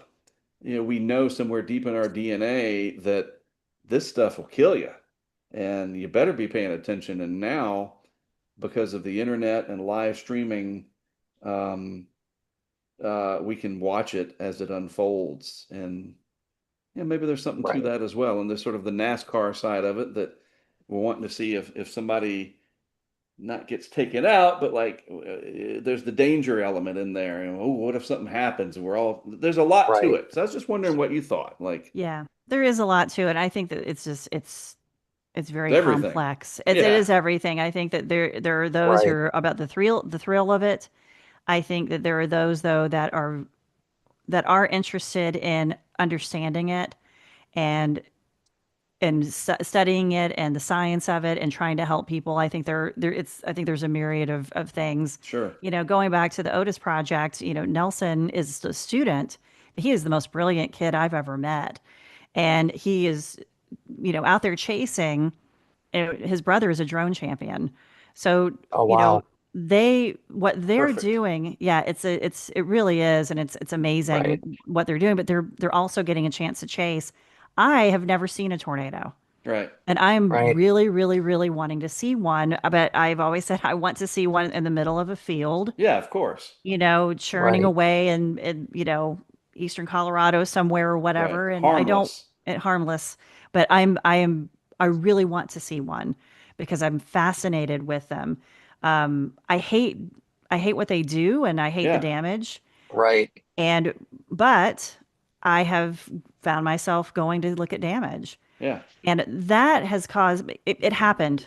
Okay, it's history now. And I'm not going because I'm going to be a looky loo and ooh, whatever. I'm going to Right. see. It has Right. helped me have a respect for the weather, Yeah. what they do. It's helped me with my descriptors of when I write and what, because I have that visual in my mind. Back in mid-March, I Right. was on a bigger trip and Poplar Bluff was hit with an EF3 Right. and there was one fatality there. And so I went to the library. They had a huge tornado back in 1927 that went right through Poplar Bluff. And I met a lady who, when she started talking, I'm like, oh my gosh, you're tornado talk. Because she knew everything about this tornado. She's not a meteorologist, but she's a Right. historian. She knew all of the people that died. She wrote their stories. She found their pictures, everything. She took me on, and my aunt was with me on a tornado walk through Hmm. Poplar Bluff, explained where it started.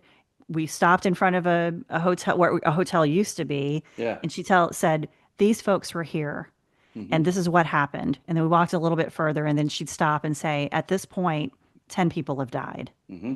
And then we walk a little further. And it's like, have you ever heard of like a cemetery walk? Right. It's that type of a historical walk. I thought that was fascinating. And that's kind of how I want to Right. tell these stories that we're going to do. But after we met, she goes, do you want to see the damage from the tornado a few weeks ago? I said, no, but yes, I do. Right. And so we drove through and we went through this mobile home park that had never not been touched at all. And this had been 3 weeks Hmm. earlier that the tornado happened.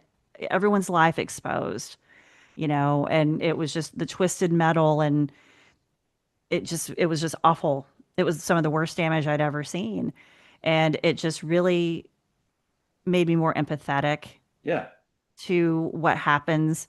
And more urgent in my forecast that I do on radio, and wanting to help people more, and it's really built this passion in me to want to help.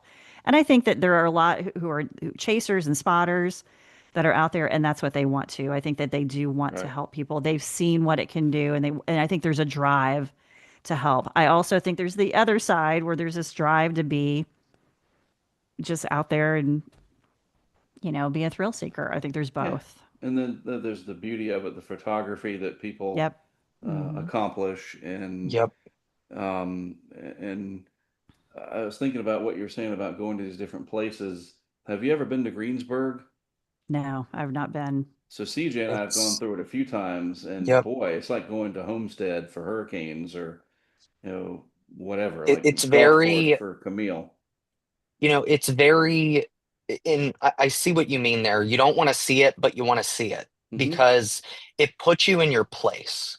Yeah. And it really does. And I think my experience with that for the first time, really like as an adult, because when I was a kid, like we had some tornadoes in Western Pennsylvania, they do damage. You don't really think about it much when you're younger. Mine was the Marietta EF4 Right. in Oklahoma. When we came across that damage path, and you could see the The way that, next day. yeah, we were there less than 24 hours. Right.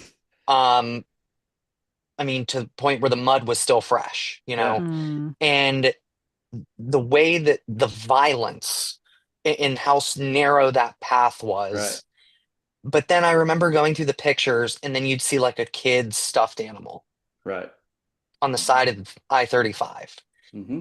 And, Remember you that know, twisted vehicle that was in the yep, median, and yep. yeah, And I yeah, mean, just the ferocity that Mother Nature can throw at you.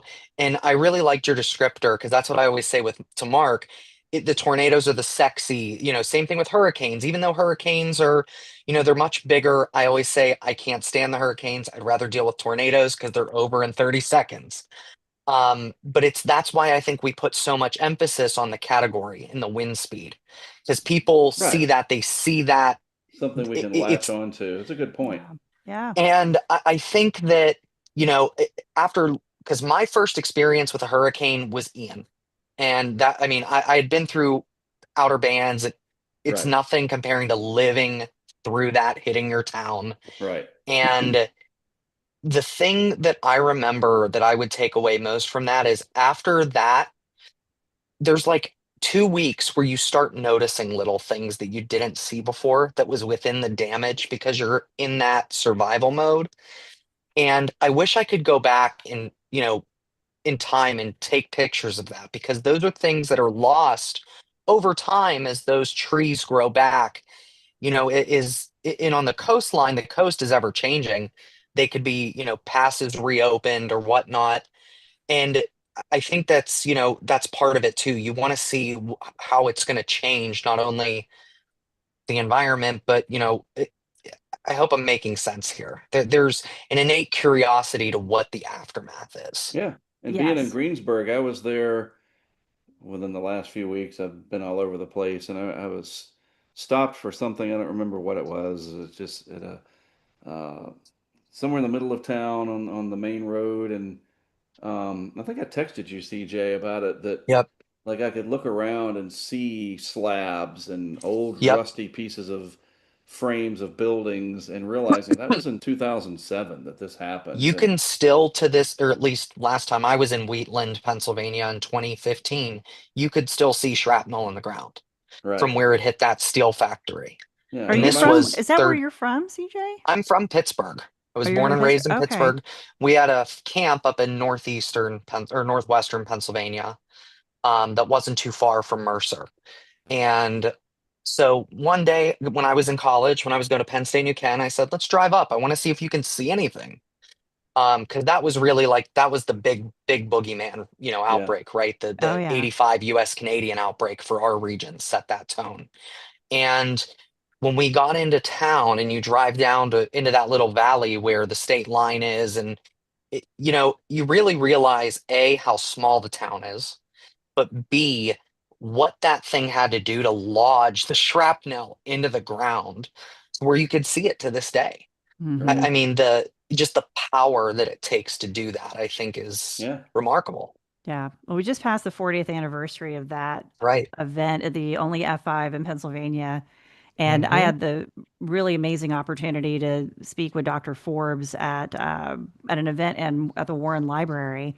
They had Wow. overflow rooms for that. It Hmm. was like 220 people showed up, Wow. Yep. and they were all there to see him because he's a superstar, Sure. but Hmm. he was amazing. He. And I had him as a professor for 2 classes at Penn State, and it was That's amazing to awesome. do that. One of them was a survey class, and he was great. He talked about, because he surveyed that event, and he talked about why Right. he went F5 and all that. And then I told the people stories, and I talked about I found every fatality.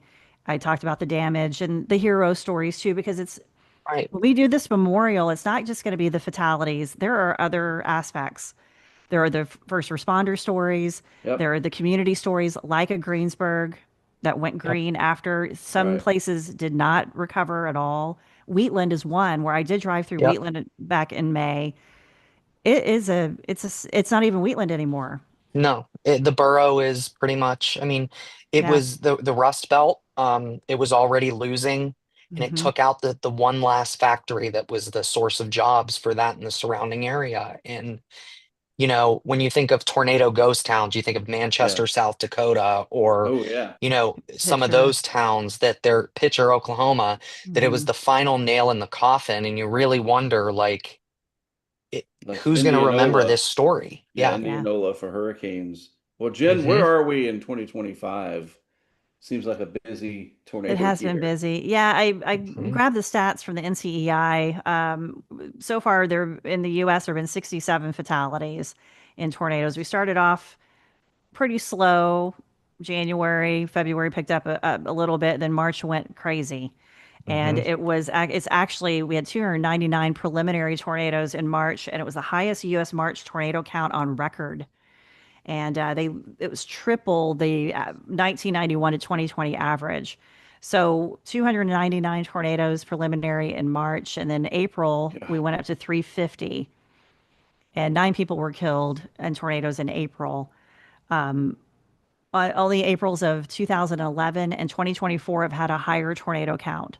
So that just shows that there. And then you jump into May, 328 preliminary, and of course, we had several fatalities. The worst fatality was the London, Kentucky Hmm. Yeah. event. That was a hard night because it started in St. Louis. There were Yeah. 5 people killed there, and then that supercell just continued to create tornadoes one after another, and then having London happen with the 19 fatalities. June had 252 tornadoes. And I don't have the latest for July. I did though, just found out because we had the tornado, the fire tornado the other day in Yeah. Utah.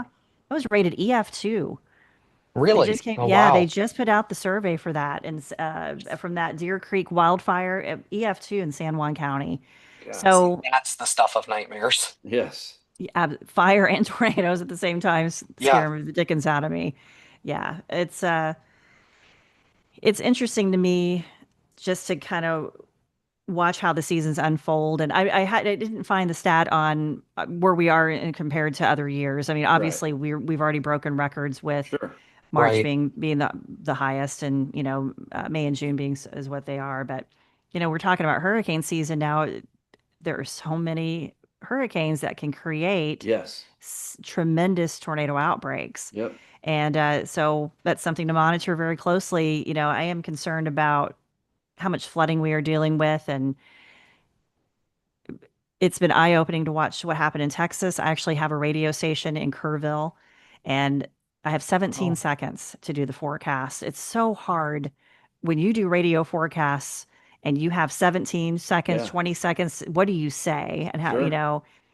I got the flash flood emergency, but the worst of it had already happened Yeah. by the time I did my forecast. But it breaks my heart. But I'm watching more and more. We brought this up on Weather Brains a lot.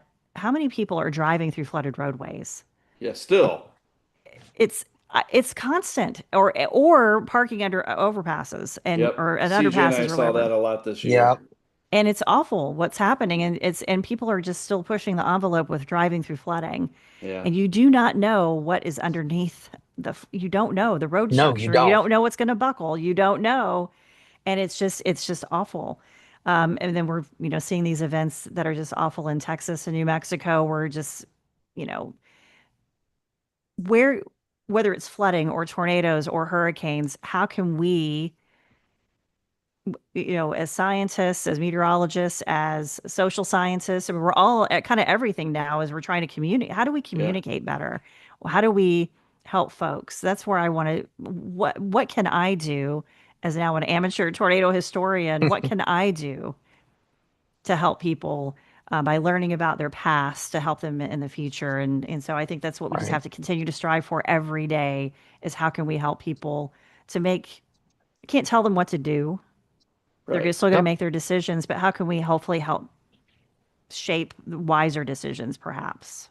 Yeah, it's kind Right. of like what Andrew Huberman does for all his health advice, and I don't know if anybody listens to the Huberman Lab, and different people that approach health stuff. And I've talked about that occasionally in my work. That I think we look at weather and health, and I try to look at it similarly. That like I know, speaking of health, what you're supposed to eat, but I'll still go to Texas Roadhouse and eat the rolls and drink the sweet tea, and then you Mm-hmm. wonder why your blood pressure's high or you got plaque buildup or whatever. It's like we're smart people, we know these things, and I'm aware of it, but I still make these choices. And I think people are aware that there's weather, obviously, but they still just don't think it's going to happen to them, and we wish everybody to be a weather geek like we are, and that you could look at radar scope and you know exactly what you're looking at, and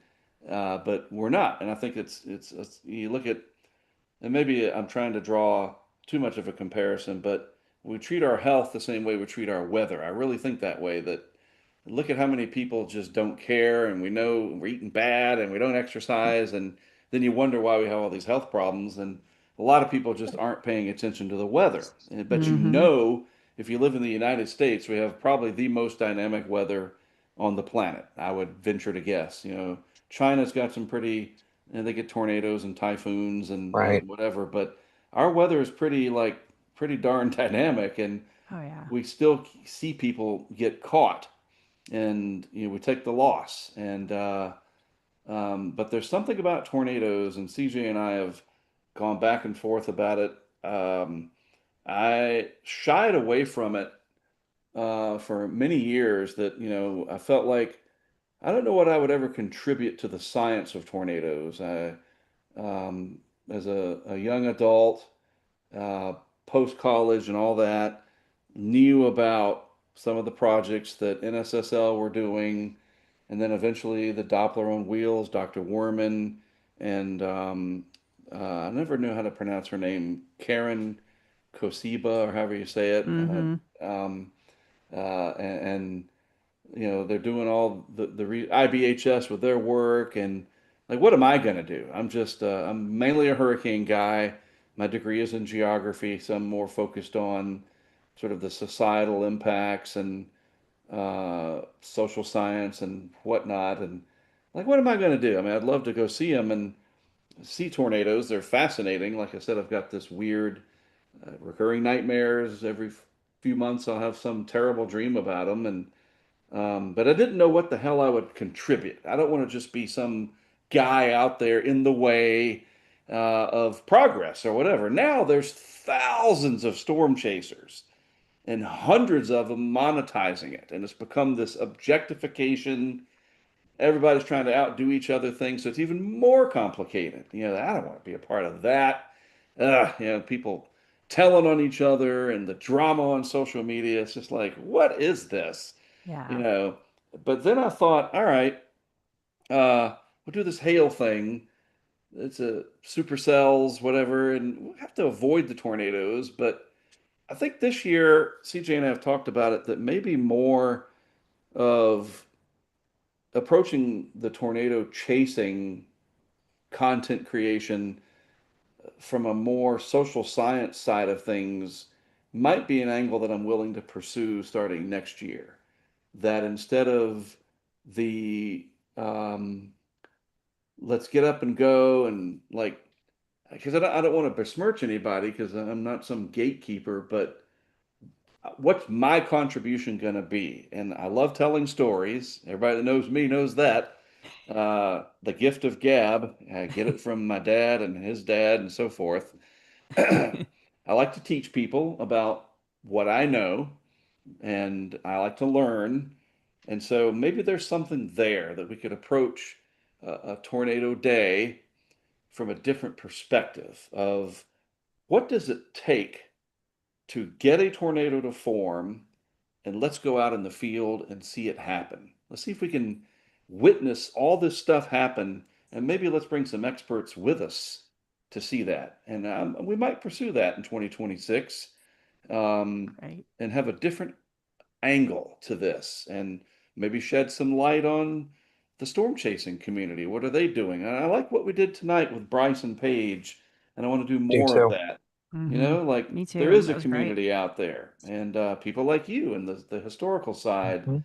Um, and I don't have to be the guy that came up with the Taurus project, and that's okay.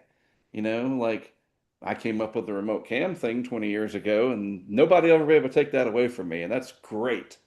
So I don't have to be necessarily some breakthrough. Oh man, Mark cracked the code. I think there was that. Is that what they call imposter syndrome? I don't know. Maybe I'm not understanding that right. But you don't have to stand out as some pillar Right. to still contribute. Yeah. And I think that maybe the social science side of it, the adventure of it, what does it take? Bring some experts, maybe some retired SPC people, Greg Carbon, if you're listening. Uh, have Jen come along, and because I'll tell you this, in 2004, um, myself, Jesse, and our friend John Van Pelt, who passed away recently, um, I don't remember the circumstances, but we were. Uh, I remember now. John had gotten us some mobile ThreatNet uh, items from Barron's. This is before smartphones and whatever, and you plugged it into your laptop, and it was using XM to get radar data like we do now with Radar Scope, for example. And we had three of them. One for me, one for John, one for Jesse. Barron's gave them to us to field test. John had arranged that. So we went out uh, on Memorial Day weekend, the weekend that the day after tomorrow had opened. We flew to Kansas City, 5 a.m. flight, rented a uh, Subaru, some whatever, all-wheel drive. Never done this before. Jesse had been out in 2000, maybe '01 with some chasers. I don't think John had ever done it. And anyway, we went out, we went down to Harper and those areas, south central Kansas there, and we saw 5 tornadoes that day, flew home the next day. Oh, wow. Like, Oh, Yeah, isn't people that man. lucky? people were Wow. like, we didn't have the internet like we do now. People were like, what? I've been trying for 5 years, and you sons of, Wow. it's like, and it was amazing. And there's video one day. I got to be careful where I go with this. Talking about releasing files. One day I'll make public my Harper tape. It's sitting on my YouTube channel unlisted right now. I've showed CJ. It is a riot. Like It's the great. the idiot in me It is was just like, yeah, it's like it's it's the embarrassing. Three Stooges go storm Yes, chasing. It was right. great. Oh, I no, it no. is. It's but see, that's the thing though. There is such a camaraderie and community. And I remember when we were sitting, there was even a tornadic element to this cell out in Texas. This was out near Dallas, Fort Worth. That day we were heading south. We went after the Lone Ranger that went off by itself up to Oklahoma City. And we're just sitting there, a beautiful sunset. I mean, the plains, this isn't, they call it flyover country. It is one of the most beautiful parts of this country. It The is. Great Plains, there is magic out there Right. with those sunsets and just the way that the mammatus were contrasted. Yeah. But then at this intersection, you had probably 20 of us storm chasers. Yeah. And this guy in this tow truck rolls up and asks Yeah. us something about it. And, just the camaraderie that humans by nature are fascinated with nature. We're fascinated with the things around us. But just to see that many people so taken in just with the beauty of it, Right. I mean, there is a community in there. And, growing up, I was like the only kid that cared about the weather. I'm sure Right. we I all was have made that fun story. of. Yeah. Exactly. Yeah. We all have that story. Heck, Reed Timmer owns it. He was the bug geek, Right. that kind of, but the point is that there is literally, like you said, probably thousands of us. I mean, look at pop up, on with your spotter network on radar scope on Yeah. any high Yeah. end day, and there's thousands of red dots in a sea of spotters that are out there because people care about making sure others get the warning. I think that, Yep. That's part of there's it. definitely the thrill seeking side of it. There is an adrenaline rush. I mean, Mark, you can't deny it. Right. When you're out there, when you're in the thick of it, and even on your end, Jen, covering it in the studio, you guys, you don't have a chance to think. It's Yeah. boom, boom, boom, especially on a day like April 27, 2011. Those type of high end days, it is an adrenaline rush, and it could be for a million different reasons, whether you're the victim surviving the storm, or Right. you're the one that's out there looking for the tornadoes, as it were. I mean, at that point, that's what in essence we're doing. There's so much of a community out there, and you see some of the drama on Twitter, whatever. There's always going to be drama. Can't can't avoid it completely. But like Mark, when you brought in Paige and Bryce, like I have followed Paige for a while because she's from Johnstown, PA. Yeah. So for me, it was a connection to back home, and just to know that there's a bunch of us out there. Yeah. And I It's think that's an great. interesting story to tell. And I'm going to figure out how to work that in. And I think a byproduct of it will be that we'll also find the big hail. I'm not going to abandon that, but I No, think just a different, I'm going to give some thought as we go through hurricane season and the off season and figure out what kind of funding it would take and what kind of, I want to do it right and not screw up and get myself injured and learn more about it. I right. want to learn more. CJ knows more about tornado stuff than I do, and um, I don't know. I think there's a possibility of getting into that arena with a little bit of a special touch of what I do with hurricanes, bring it to the tornado area, and try to inspire some people to learn more and to ask questions and respect it too. Really respect it that we have this honor and privilege of being able to witness nature like that, that we don't take that for granted. And I think what you're going to be doing with this history tour and so forth, that's a heck of a leap of faith and not a Yeah. bad midlife crisis. I mean, that's kind of like the amount of money I've spent on this hail stuff. I mean, Yeah. you Well, know, I'm do what you very got to do. yeah. I mean, I'm very blessed to have this radio job that I can do this on the True. road. So I will support myself as long as I have a radio job, Right. and I will continue to do Right. that. Tornado Talk is separate. That's my. I don't have children. That is my child. That Hmm. Tornado Talk is my baby. I'm very, very passionate about this project. I have been for a really long time. We are Patreon supported. We have amazing folks who Isn't it just stick with amazing? us. It Yeah. Yeah. really is. It's these are dedicated people that love what we do, and I have Right. meetings with them, and I get their feedback, and Yep. I told them what I was doing, and a couple of them were like, "Jen, we wondered why you haven't done this before." They were waiting Right. on me to do this and make this Wow. decision, Wow. and just we'll be praying for you. We support you. Hmm. We love what you do, and Mark and I have talked about the Patreon platform and doing this type of crowdsourcing thing gives you the opportunity to sustain and do the project now. You don't have to wait. Right. Right. People are funding us being able to do this research and go on these trips. And so I'm going to be starting a new blog. I'm going to do like a travel log. Hmm. Everybody wants me to get on YouTube and do the videos and the shorts and the whatever. I'm like, I'm not sure yet. I'm all about the audio. Like I'm an audio girl as a Right. broadcaster. So Yep. I do Spotify. Yeah, I've seen So Tornado yeah. Talk. Yeah, I've seen you Yeah, talk about this Yep. week that. in And you on. tornado history. Yep. So I can see myself doing that type of thing. I could even see myself like kind of telling the story of, but I do see the need to do something like that because it's a personal journey for me too. If I'm going to Raleigh or Right. Wichita or wherever, if I may want to talk about my favorite beer I just had at the local Right. bar. I mean, I don't know. Right. I mean, or what food I tried, or Right. also talk about the people who I meet. I'm going to leave the door open to whatever happens, True. Yeah. on this journey. I like that. The good thing is, and I'll have to have downtime because there's so much planning that goes Yeah. into it. But Right.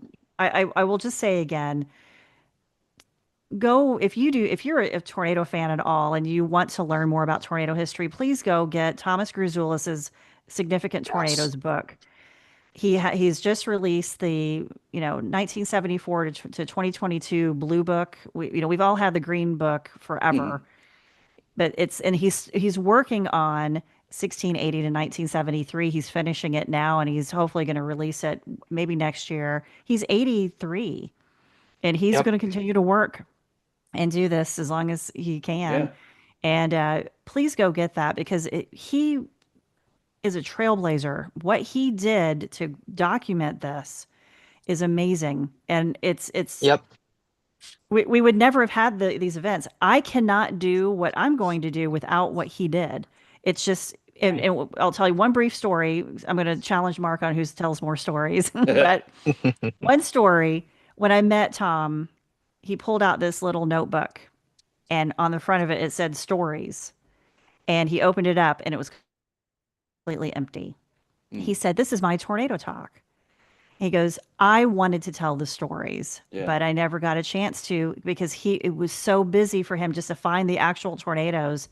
So he stayed with the stats and, going through the rating process and trying to figure out what happened. But he always wanted to tell the stories.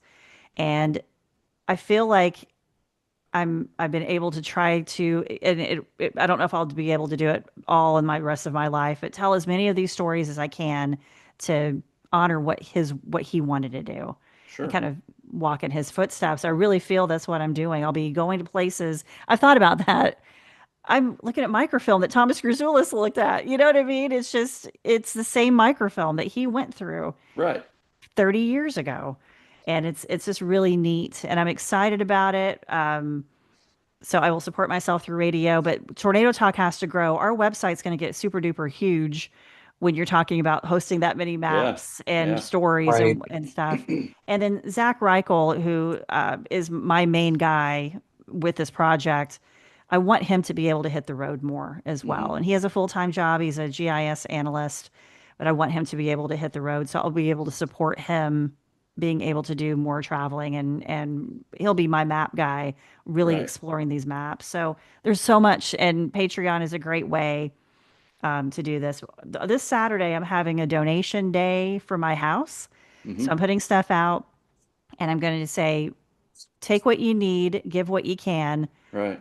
and I'm going to tell people about Tornado Talk. Right. And That's if they awesome. want to, they want to do a Venmo or PayPal. My mom gave me a little jar. They can put a couple of bucks in The there. old-fashioned way. The old-fashioned way, Yep. if people, and I can tell them about what we're doing, and everybody I've told so far has been really fascinated and supportive, and it's been neat. So that's what I'm doing, and some of the stuff I'm keeping at my mom's, but for the most part, this has been the most freeing thing. And you're like, I'm sure. why does a single person need three televisions? It's just not Right. necessary. Why Right. do I have a box full of cords? It went to something at some point, but then you just Right. like, what do you do with this?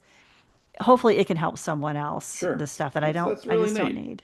Right. Yeah. That is so cool, Jen. I mean, what you're doing, you're taking up the mantle where, Grizolis kind of left off, and it's a large undertaking, but like you said, what he did has literally furthered the science. Yeah. It has furthered Yeah. our understanding of what these monster storms can do. And as somebody who is a history buff and a weather nerd, it's a perfect marriage with those two interests. I mean, anybody Yeah. that's interested in that kind of stuff, I mean, you never know what even your own town holds. That's Right. right. That's right. No, thank you, CJ. And Mhm.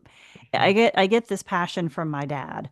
My dad was our genealogist in the family and did ancestry and books upon books about our family and where we came from. Right. And so I wish he was still here. I lost him in 2020 or 2014. He passed away, but I'm telling you, he would be on the road with me. he would Right. be in those libraries helping me, but I think about him every time I'm on the road. And I'm just very blessed too to have my mom's support. You know, she's going to miss me because she Right. doesn't live that far away. But I said, Mom, you'll see me more than you care to. I'll be with you for like 5 weeks in the Right. holidays. Sure. But you Right. know, she's so supportive, and that's important to have. Well, best of luck with it, and Thank you. I'm just excited about the possibilities. And the weather affects everything we do every single day. It is remarkable how big it is, and what an economic impact it has. Travel plans, what we're going to wear. It's changed the course of history. You think about D-Day and all the history Yep. connected with that, and the Oh yeah. Galveston hurricane. There's these benchmark moments, but in between are other moments that people might not have thought of. And I'm glad you're going to be approaching the tornado side of things, and I appreciate you spending some time with us. We've been down here. Luckily, my laptop didn't die on me. That's awesome. Yeah. Almost 2.5 hours. I appreciate it. We're going to wrap this up. And by the way, I'd like to know in the YouTube comments what you guys, people that watch live, and people that'll see this later, what do you think about this format? Sort of this, and I know there's Weather Brains and there's Carolina Weather Group and the Storm Freaks Front podcast or whatever. I've been on there. There's lots of podcasts and lots, but what do you think? Did you like this? To me, it is like we all got together and just hanging out, and there's no script, there's no time limits. We don't have to do breaks. Did you like this? Because if you did, and we get enough feedback, we might do this a few times a year. I think this could be a lot of fun, and bring in different people. So let me know what you think. And if you didn't like it, you're not going to hurt my feelings. I always tell people, just don't make fun of my mama. That's what I tell them. Just don't insult my mom. That's a long running joke. And anything else, I can handle it now. I'm a big boy. But really, if you like how we did this and this sort of round table, whatever, let me know, and then we'll look at doing this more often as we go forward, because people love content, and we just put about 2.5 hours of it in the can here on Yeah. YouTube forever and ever. So CJ, thank you. Appreciate Bryce and Paige, Absolutely. Dr. Giamenko, and his amazing stories. I mean, dude, wow, he completely blew me away, and I really am going to talk to Fox Weather tomorrow and say you guys should do a doc on the ice chip project, and it's just that's easy. That's low hanging fruit right there for a great project for their strike team to put together. And then Jen, appreciate you and You Dylan and bet. CJ. We did it. This is cool. Yep. That's This is awesome. awesome. Thank you. And Mark, Appreciate thank it. you. Mark, thank you Hmm. for what you do. You know, I'm a huge supporter of your work, and you're doing awesome stuff. And I love your idea about doing a twist with a little twist on the tornadoes, Right. chasing. I think it's a great idea. I'm excited to see what you explore with that. And you know, just best to you as we get into this hurricane season. Yeah, we'll be focusing on that, and we are hurricane tracked. That's where I started. I've always had a dream of being able to cover all kinds of high impact weather, because as a weather geek and a geographer at heart and by degree, I really did, even when I started this 20 years ago with the live stuff, and it grew. And um, over the years, I was like always wanted to cover winter weather, and then eventually the monsoon and whatever. And now I can. And a lot of that is from our Patreon, as you've mentioned, and then certainly in these last 3 years, my relationship with Fox Weather, been able to go out and do even more. And boy, what they have done in their short time in the media scene is just amazing. All the young talent there. Um, it's just what a time, with all this weird stuff going on. There's also still this amazing positive stuff going on too, Yeah, and I want to run with that more and more. So, thanks. This was very fun. I had a good time, and awesome. I'm gonna sign off here, and then probably make my way to a Texas Roadhouse, and try not to eat too many calories, and then figure out what 93L has in store that'll dictate whether or not I go see Superman Friday night with my kids, or if I'm in New Orleans or wherever, waiting for Dexter. We shall see. But in the meantime, I will have a video discussion tomorrow. CJ, I'll hit you up for an appropriate thumbnail, of course.